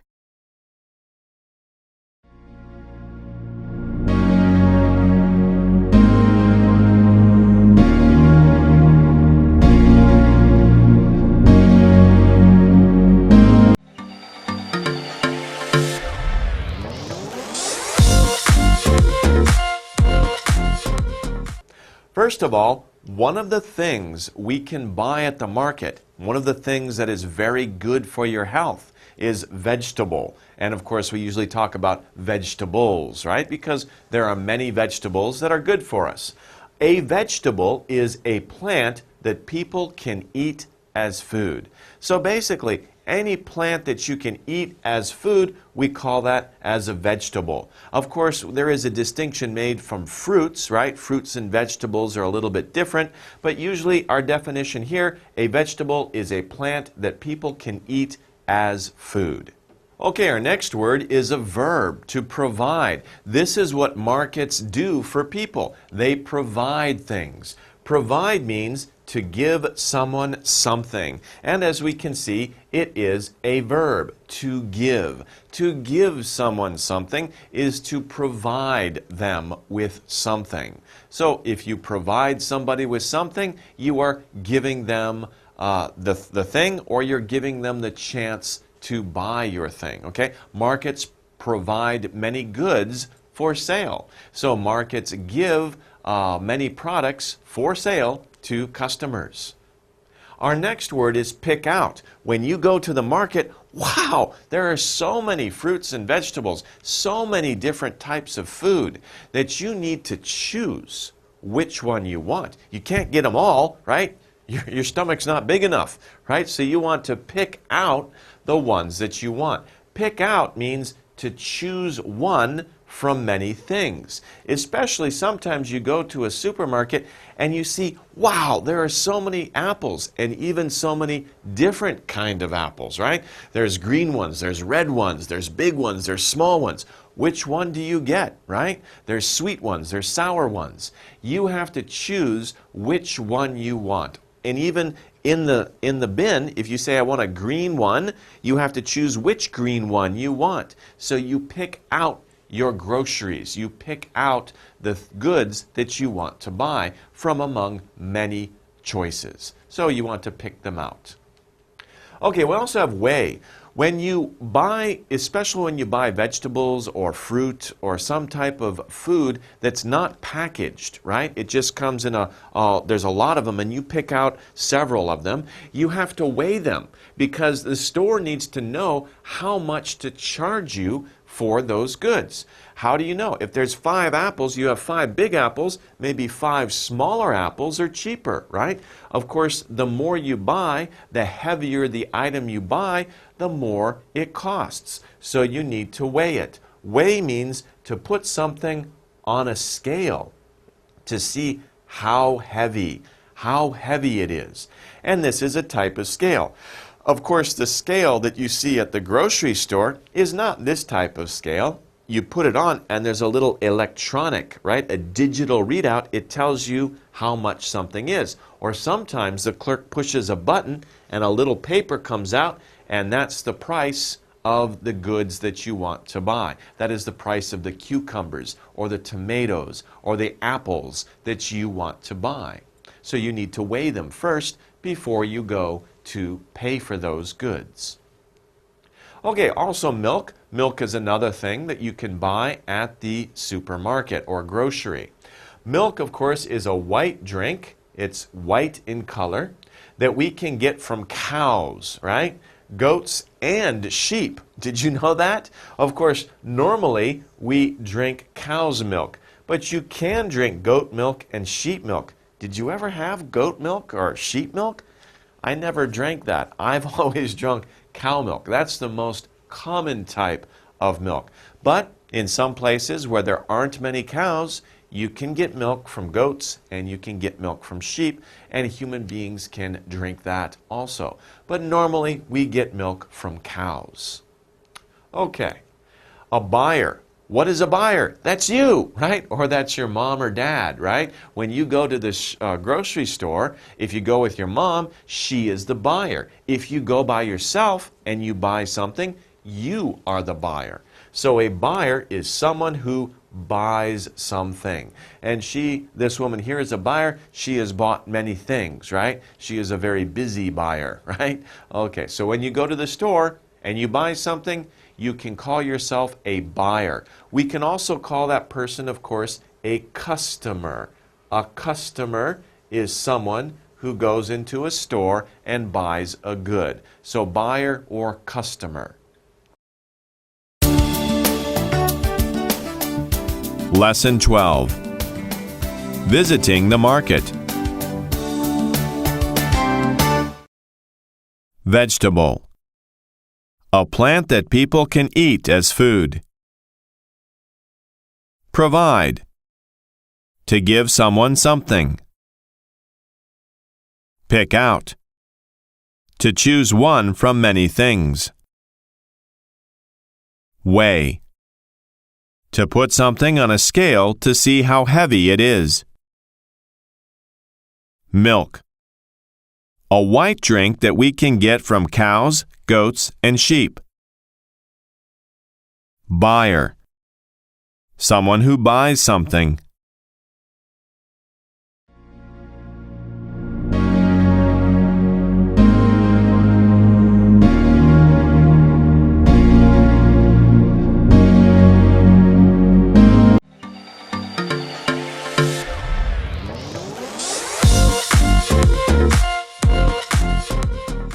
First of all, let's talk about a city. What is a city? If somebody says, I live in a city, what kind of image do we get in our heads?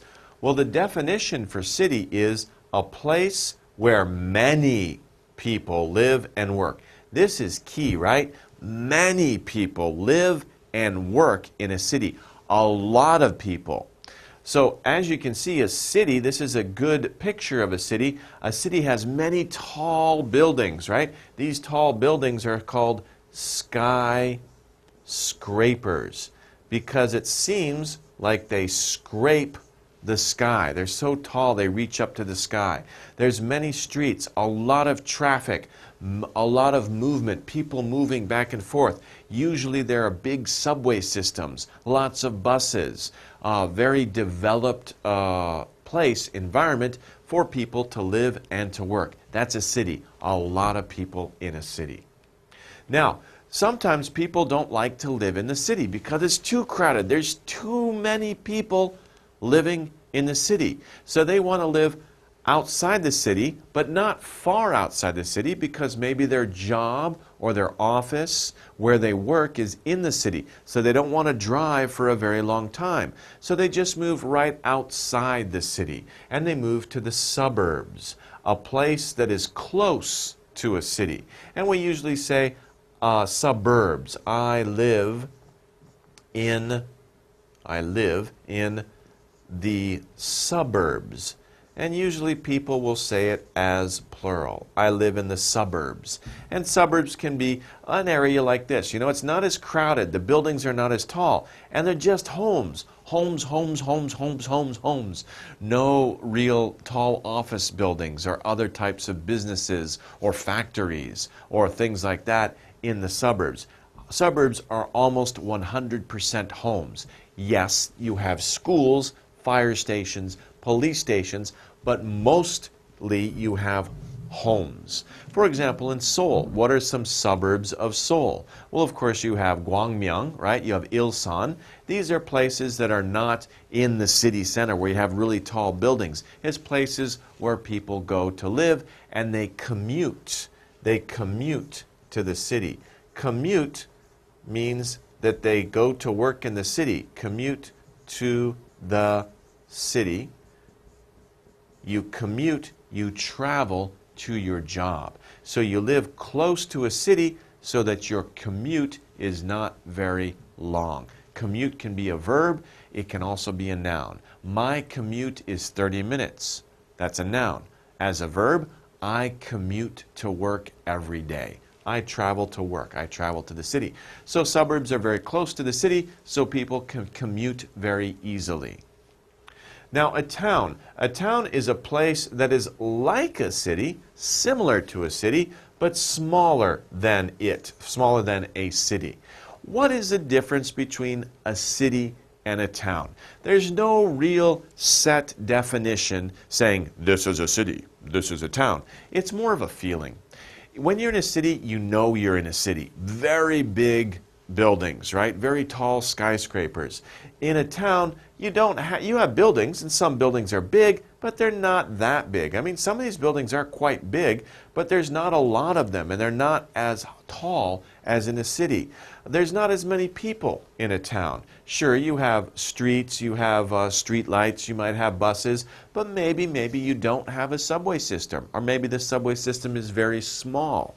So towns are generally smaller than cities, and towns are also friendlier, more casual, a little more relaxed. In cities, people are busy running around, right? And they seem to be a little rude, or they don't have a lot of time for other people. But towns are more relaxed, more casual, more comfortable. People are usually friendlier in towns than they are in cities. Okay, we can also talk about states, right?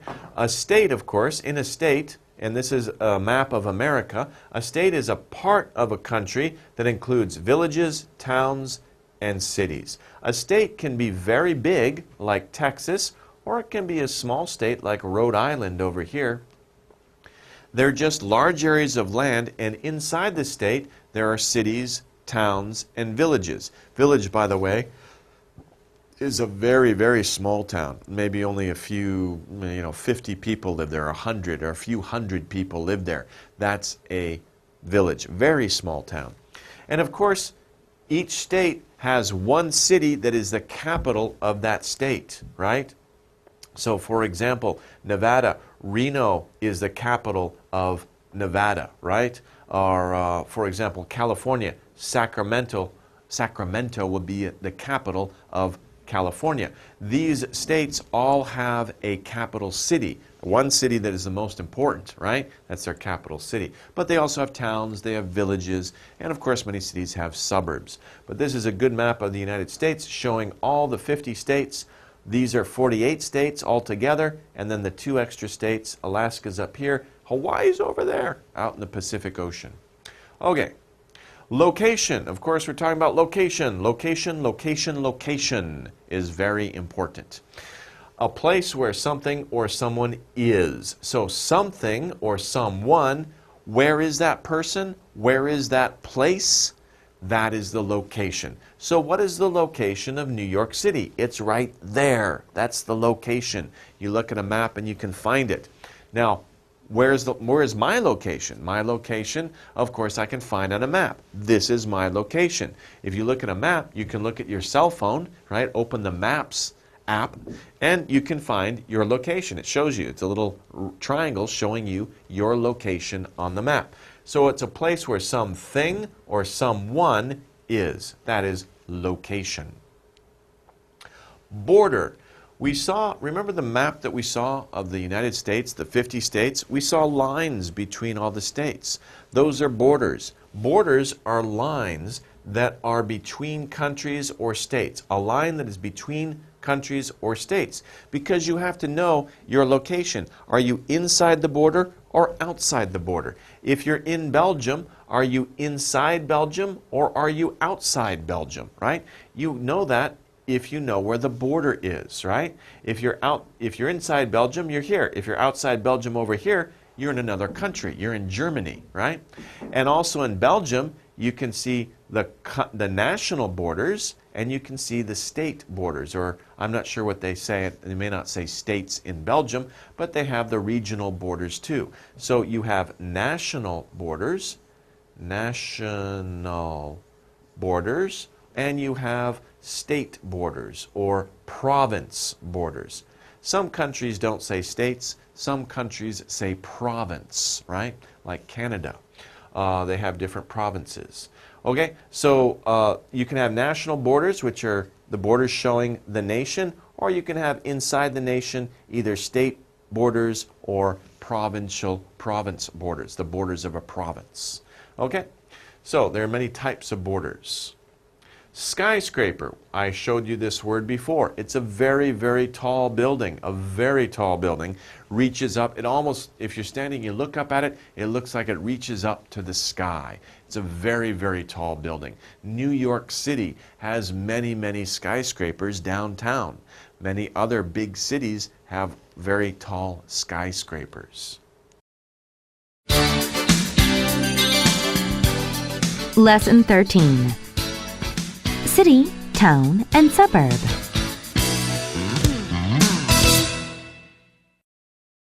City. A place where many people live and work. Suburb. A place that is close to a city. Town. A place that is like a city but smaller than it. State. A part of a country that includes villages, towns, and cities. Location. a place where something or someone is. Border, a line that is between countries or states. Skyscraper, a very tall building.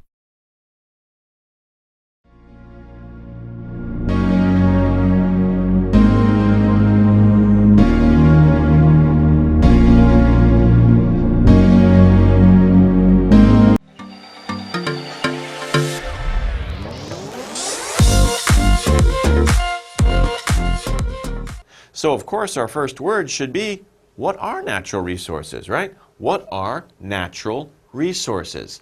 Well, it's really two parts we have to think about, right? Natural. Natural, things that come from nature. If they come from nature, they are natural. Then we have resource. A resource is something that we use. So we put these two words together and we have natural resource. It comes from nature and we use it. So it is a natural resource. And there are many types of natural resources. In fact, we have a video showing many different types of natural resources that you can see. Here is one very important natural resource, and that's oil, right? But we can see many other types of natural resources too. Sunlight is a natural resource. We use that as solar energy. So also wind energy. We use trees for wood, to get wood from. So there are many different types of natural resources that we get from nature. Let's look at what we should do with these things. Now, when we talk about natural resources, we have to understand that in some cases, there are not an infinite amount of resources. That means there's not an unlimited supply. We can't use the natural resources very greedily. We can't be greedy.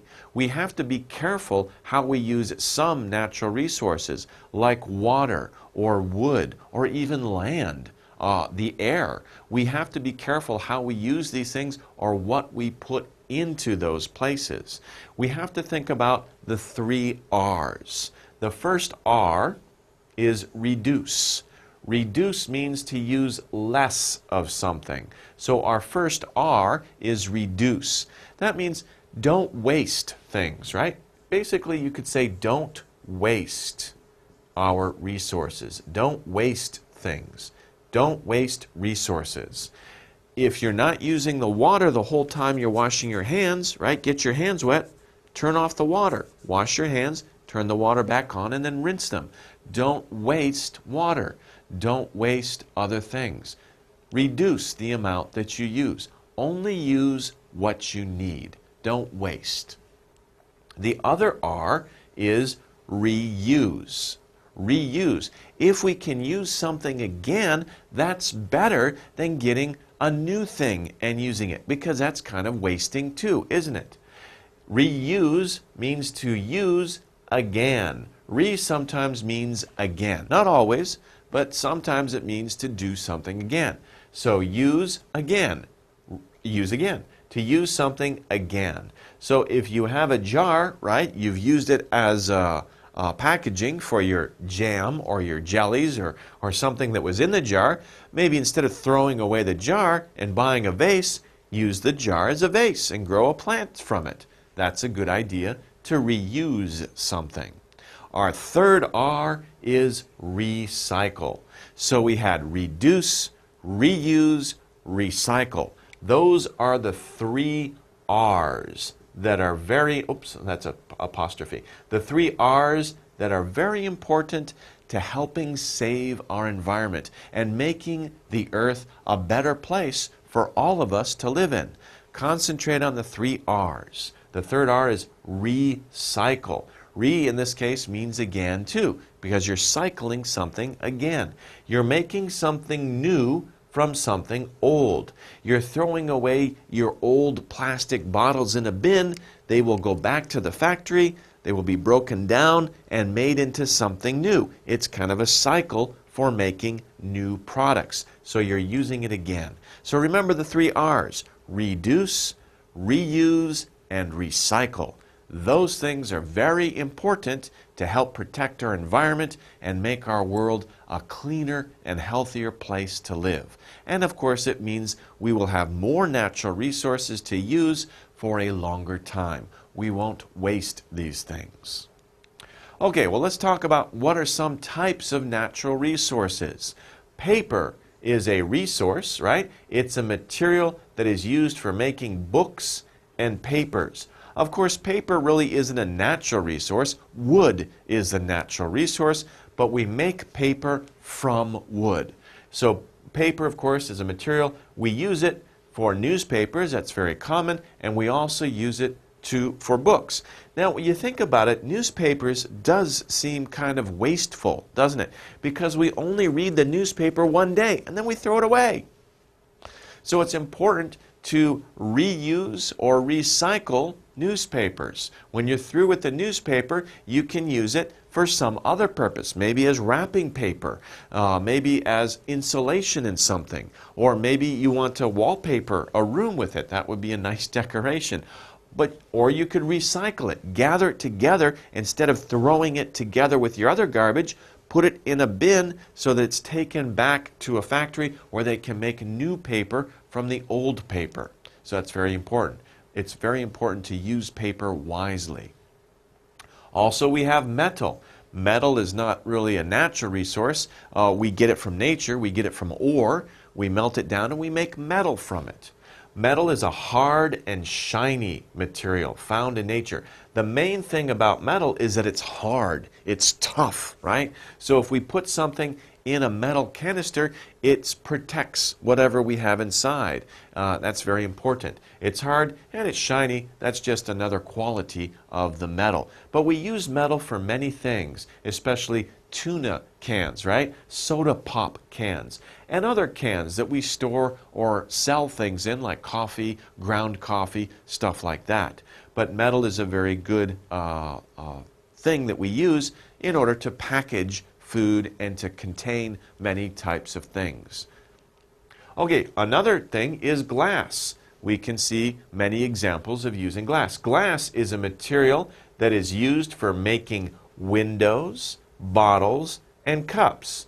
And of course, with glass is very hard and it lasts for a long time. We have to be careful with it, right? If we drop it, psh, it'll shatter, and that's very dangerous. Don't pick up that glass.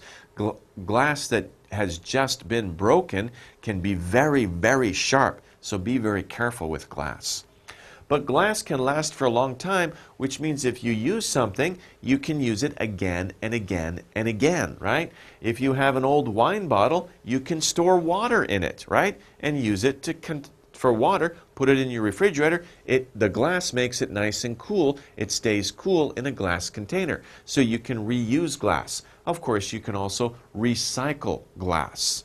By the way, it's an interesting fact. Most of glass is made from sand. If sand is heated up really, really hot, then it forms glass. Sometimes lightning will come down and hit a beach or a desert where there's just sand, and it will turn the sand from that heat. You'll see pieces of glass, or it'll turn into glass on the sand. So sand, the thing in sand is used to make glass. It's a very interesting fact about glass. But glass comes from a natural resource, sand. Okay. Also, we have plastic. What does plastic come from? How do we make plastic? Well, plastic is made from oil. We use oil to make plastic. Plastic, of course, is a light and strong material made by people. And of course, plastic is very, very useful. It's easier to transport than glass because we don't have to worry if we drop it, it won't break like glass. It's lighter than metal, but it can be very strong like metal too. So plastic is a very important invention, a very important discovery. Of course, it is made from oil, and it's a certain type of process that we use to make plastic. But as you can see, plastic is used for so many things, from water bottles to toys to chairs to all sorts of things that you can find in your home, in your car, in your school. We use plastic for a wide variety of things. But again, we shouldn't waste plastic. We should reuse it, we should recycle it, and we should reduce the amount of plastic that we use. Lesson 14. Our resources. Natural resource. Things that come from nature that people use. Reduce. To use less of something. Reuse. To use something again. Recycle. To make something new from something old. Paper. A material that is used for making books and newspapers. Metal. A hard and shiny material found in nature. Glass. A material that is used for making windows, bottles, and cups. Plastic. A light and strong material made by people.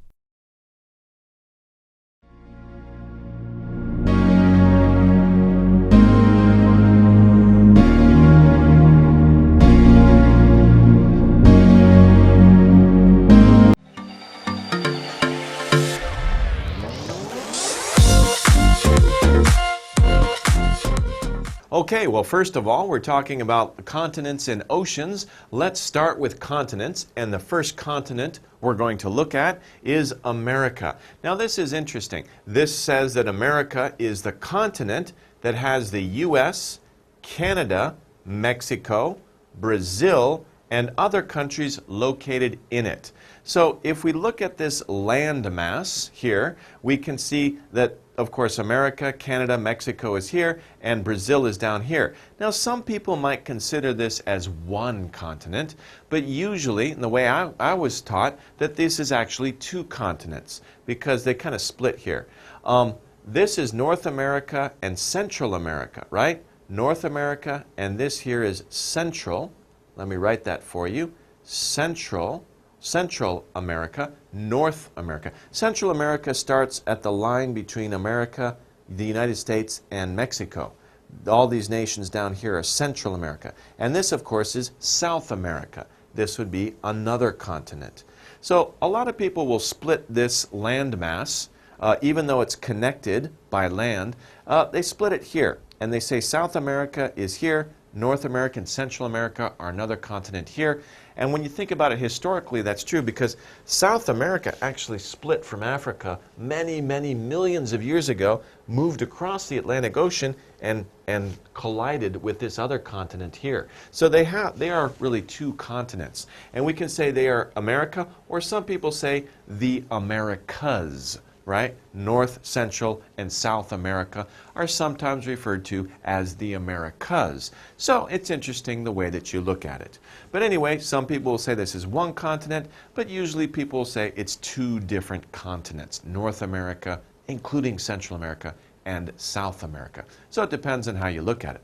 Let's take a look at a video showing this. We have a video of our globe, all the continents in the world, except for, you just see a little bit of Antarctica here. We'll get to that later. But anyway, we're zooming in on the Americas, and you can see the two continents here, right? North America here, the separation is right there, and then you can see the countries, the different flags representing the different countries. Now we're zooming in on the continent of South America, and we can see Brazil, which was mentioned, is right here. Brazil is the biggest country in South America. And then we have, of course, different countries as we go around. Uruguay, Argentina, Chile, Peru, in the middle, Bolivia. We can see the many different countries around here, and we can see the different flags. And we can see the very narrow strip of land right here where Panama is, that connects it to Central America and North America. Okay, so let's move on to our next continent. Okay, Europe is another landmass that is all connected together. Europe is a continent that has Great Britain, right? France over here, Germany, Italy, it's the boot down here, and other countries located in it. So we're looking at Great Britain. Great Britain, of course, includes Ireland. We see France, Germany, and Italy. We always say that Italy is like a boot. See that? It's like a lady's boot with a high heel, and she's kicking Sicily. Okay? But this is the landmass of Europe. Okay? Let's take a look at a video of this.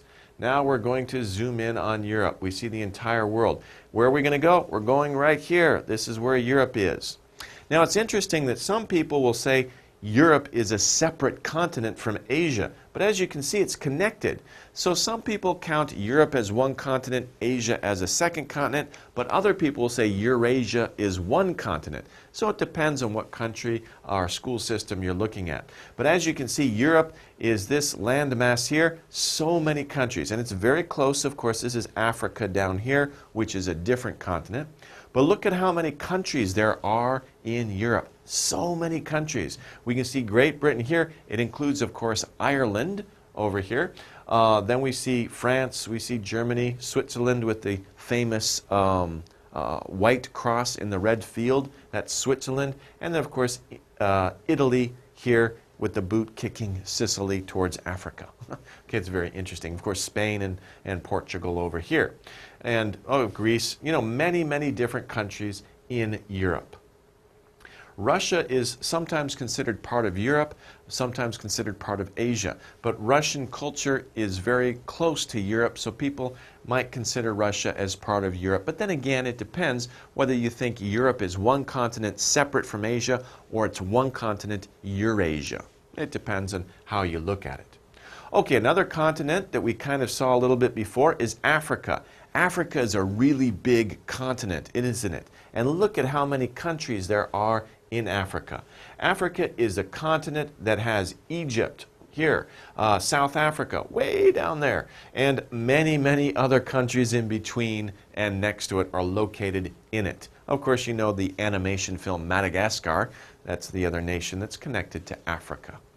Okay, let's zoom in on Africa now. Okay, where is it on the map? Can you find it? That's right, we're slowly coming into this land mass right here. I've used that word a couple of times, land mass. Land mass is a large area of land, like a continent. We're zooming in on this land mass right now. And this, of course, is Africa. We can see the two countries that we saw before. We see Egypt up here. South Africa's way down here at the tip. Madagascar, I mentioned, that's over here, right? There are many, many countries in between, okay? And, you know, it seems, yeah, there are countries here. They got flags for these countries as well, too, over here. Okay, so we can see Kenya, we can see Ethiopia, we can see the Sudan, we can see Libya over here, we can see Tunisia next to Egypt. There's many, many different countries here, and of course Chad is up there as well. So this is the continent of Africa. It is below or south of Europe. Then, of course, we have Asia. Look at how big Asia is. Of course, Asia is where we are now, right? Asia is so huge. It's really, really big. A lot of different countries here, a lot of different cultures here, right? And especially a lot of different weather climates here as well. Asia is the continent, such a big continent. And look, it separates itself from Asia right here. Of course, when you talk about Saudi Arabia, that's not Africa, that's still Asia, right? The continent that has Korea. Korea, where's Korea? Of course we know where Korea is. That's right here, right? Korea. China, the big country kind of in the middle of Asia. India, also a very big country, and other countries located in it. Of course, we have all of these island chains down here are also included in Asia. Indonesia, Philippines, and, well, mainly just Indonesia and Philippines. And, of course, Malaysia is part of that as well. Let's take a look. Let's zoom in on Asia here. And as we're zooming in, notice that Asia's really cut off about here. Australia, that's another continent. We'll talk about that later. But this is Asia that we're talking about here. We're zooming in on it closely. Of course, this area is the Middle East. This area we also call the Far East. So the Middle East is Arabia, Iran, Iraq.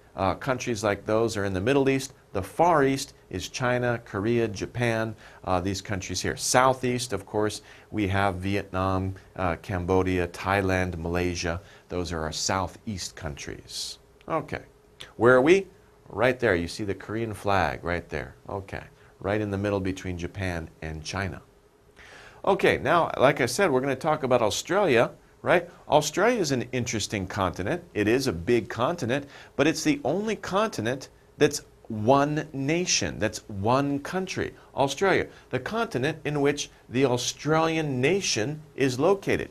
It's the only continent where the entire continent is one nation, separate. There's no other countries inside this continent, right? And of course, that's because of history and of course because of location. Australia is so far away from other continents that it wasn't really civilized or developed until very late. So when it was developed, the British settlers came over and developed the whole continent very quickly, and that is why it is just one country. And of course, Australia is right down here. We're beginning to slowly zoom in on Australia down here. Australia, of course, was developed mostly in the 19th century, in the 1800s, after its discovery in the 1700s. But of course, it lies right south of Southeast Asia. This is the nation of Indonesia up here. Okay, Indonesia is part of here. This is a separate country. Here now it's called Papua New Guinea. And this, of course, is Australia. It's interesting, a little personal history. When I was a boy, I lived right here for 4 years. If you can see that little arrow that just popped up on the screen.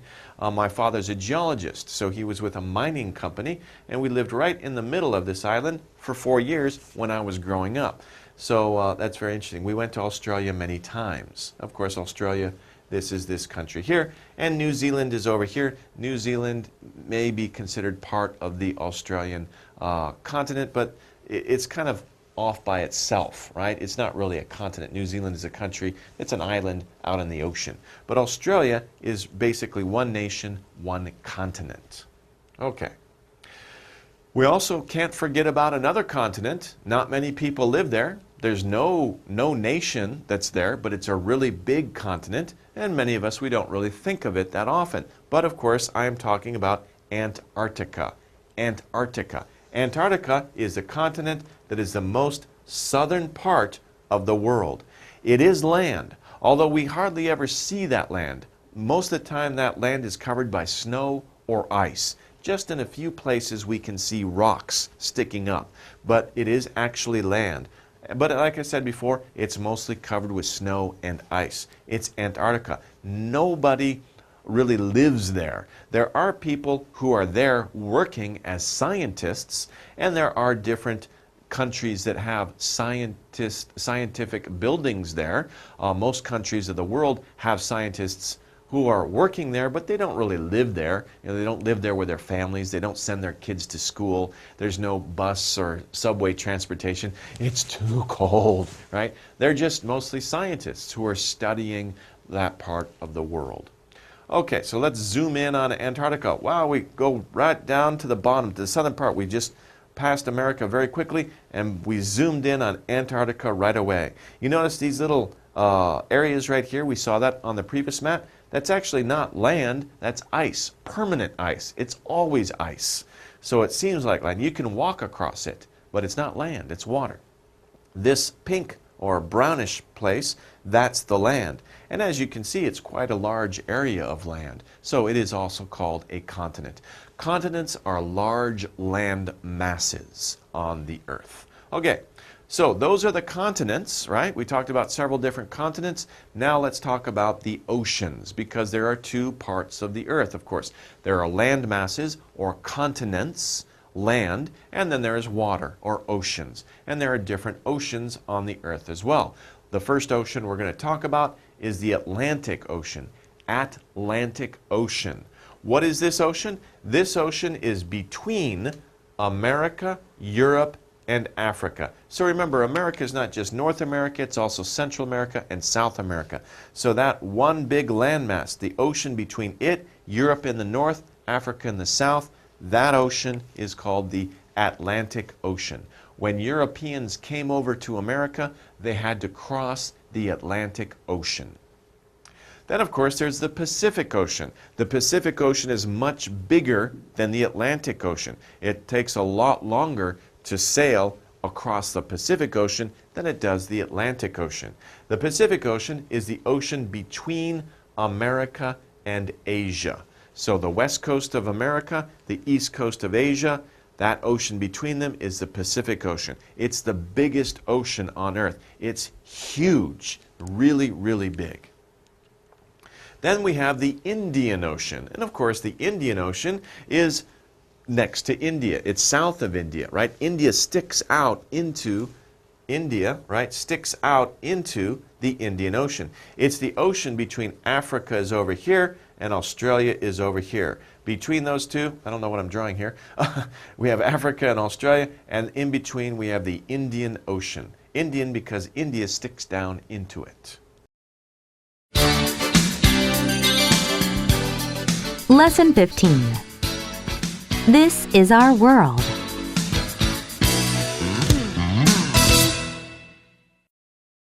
America. The continent that has the U.S., Canada, Mexico, Brazil, and other countries located in it. Europe. The continent that has Great Britain, France, Germany, Italy, and other countries located in it. Africa. The continent that has Egypt, South Africa, and other countries located in it. Asia. The continent that has Korea, China, India, and other countries located in it. Australia. The continent in which the Australian nation is located. Antarctica. The continent that is the most southern part of the world. Atlantic Ocean. The ocean between America and Europe and Africa. Pacific Ocean. The ocean between America and Asia.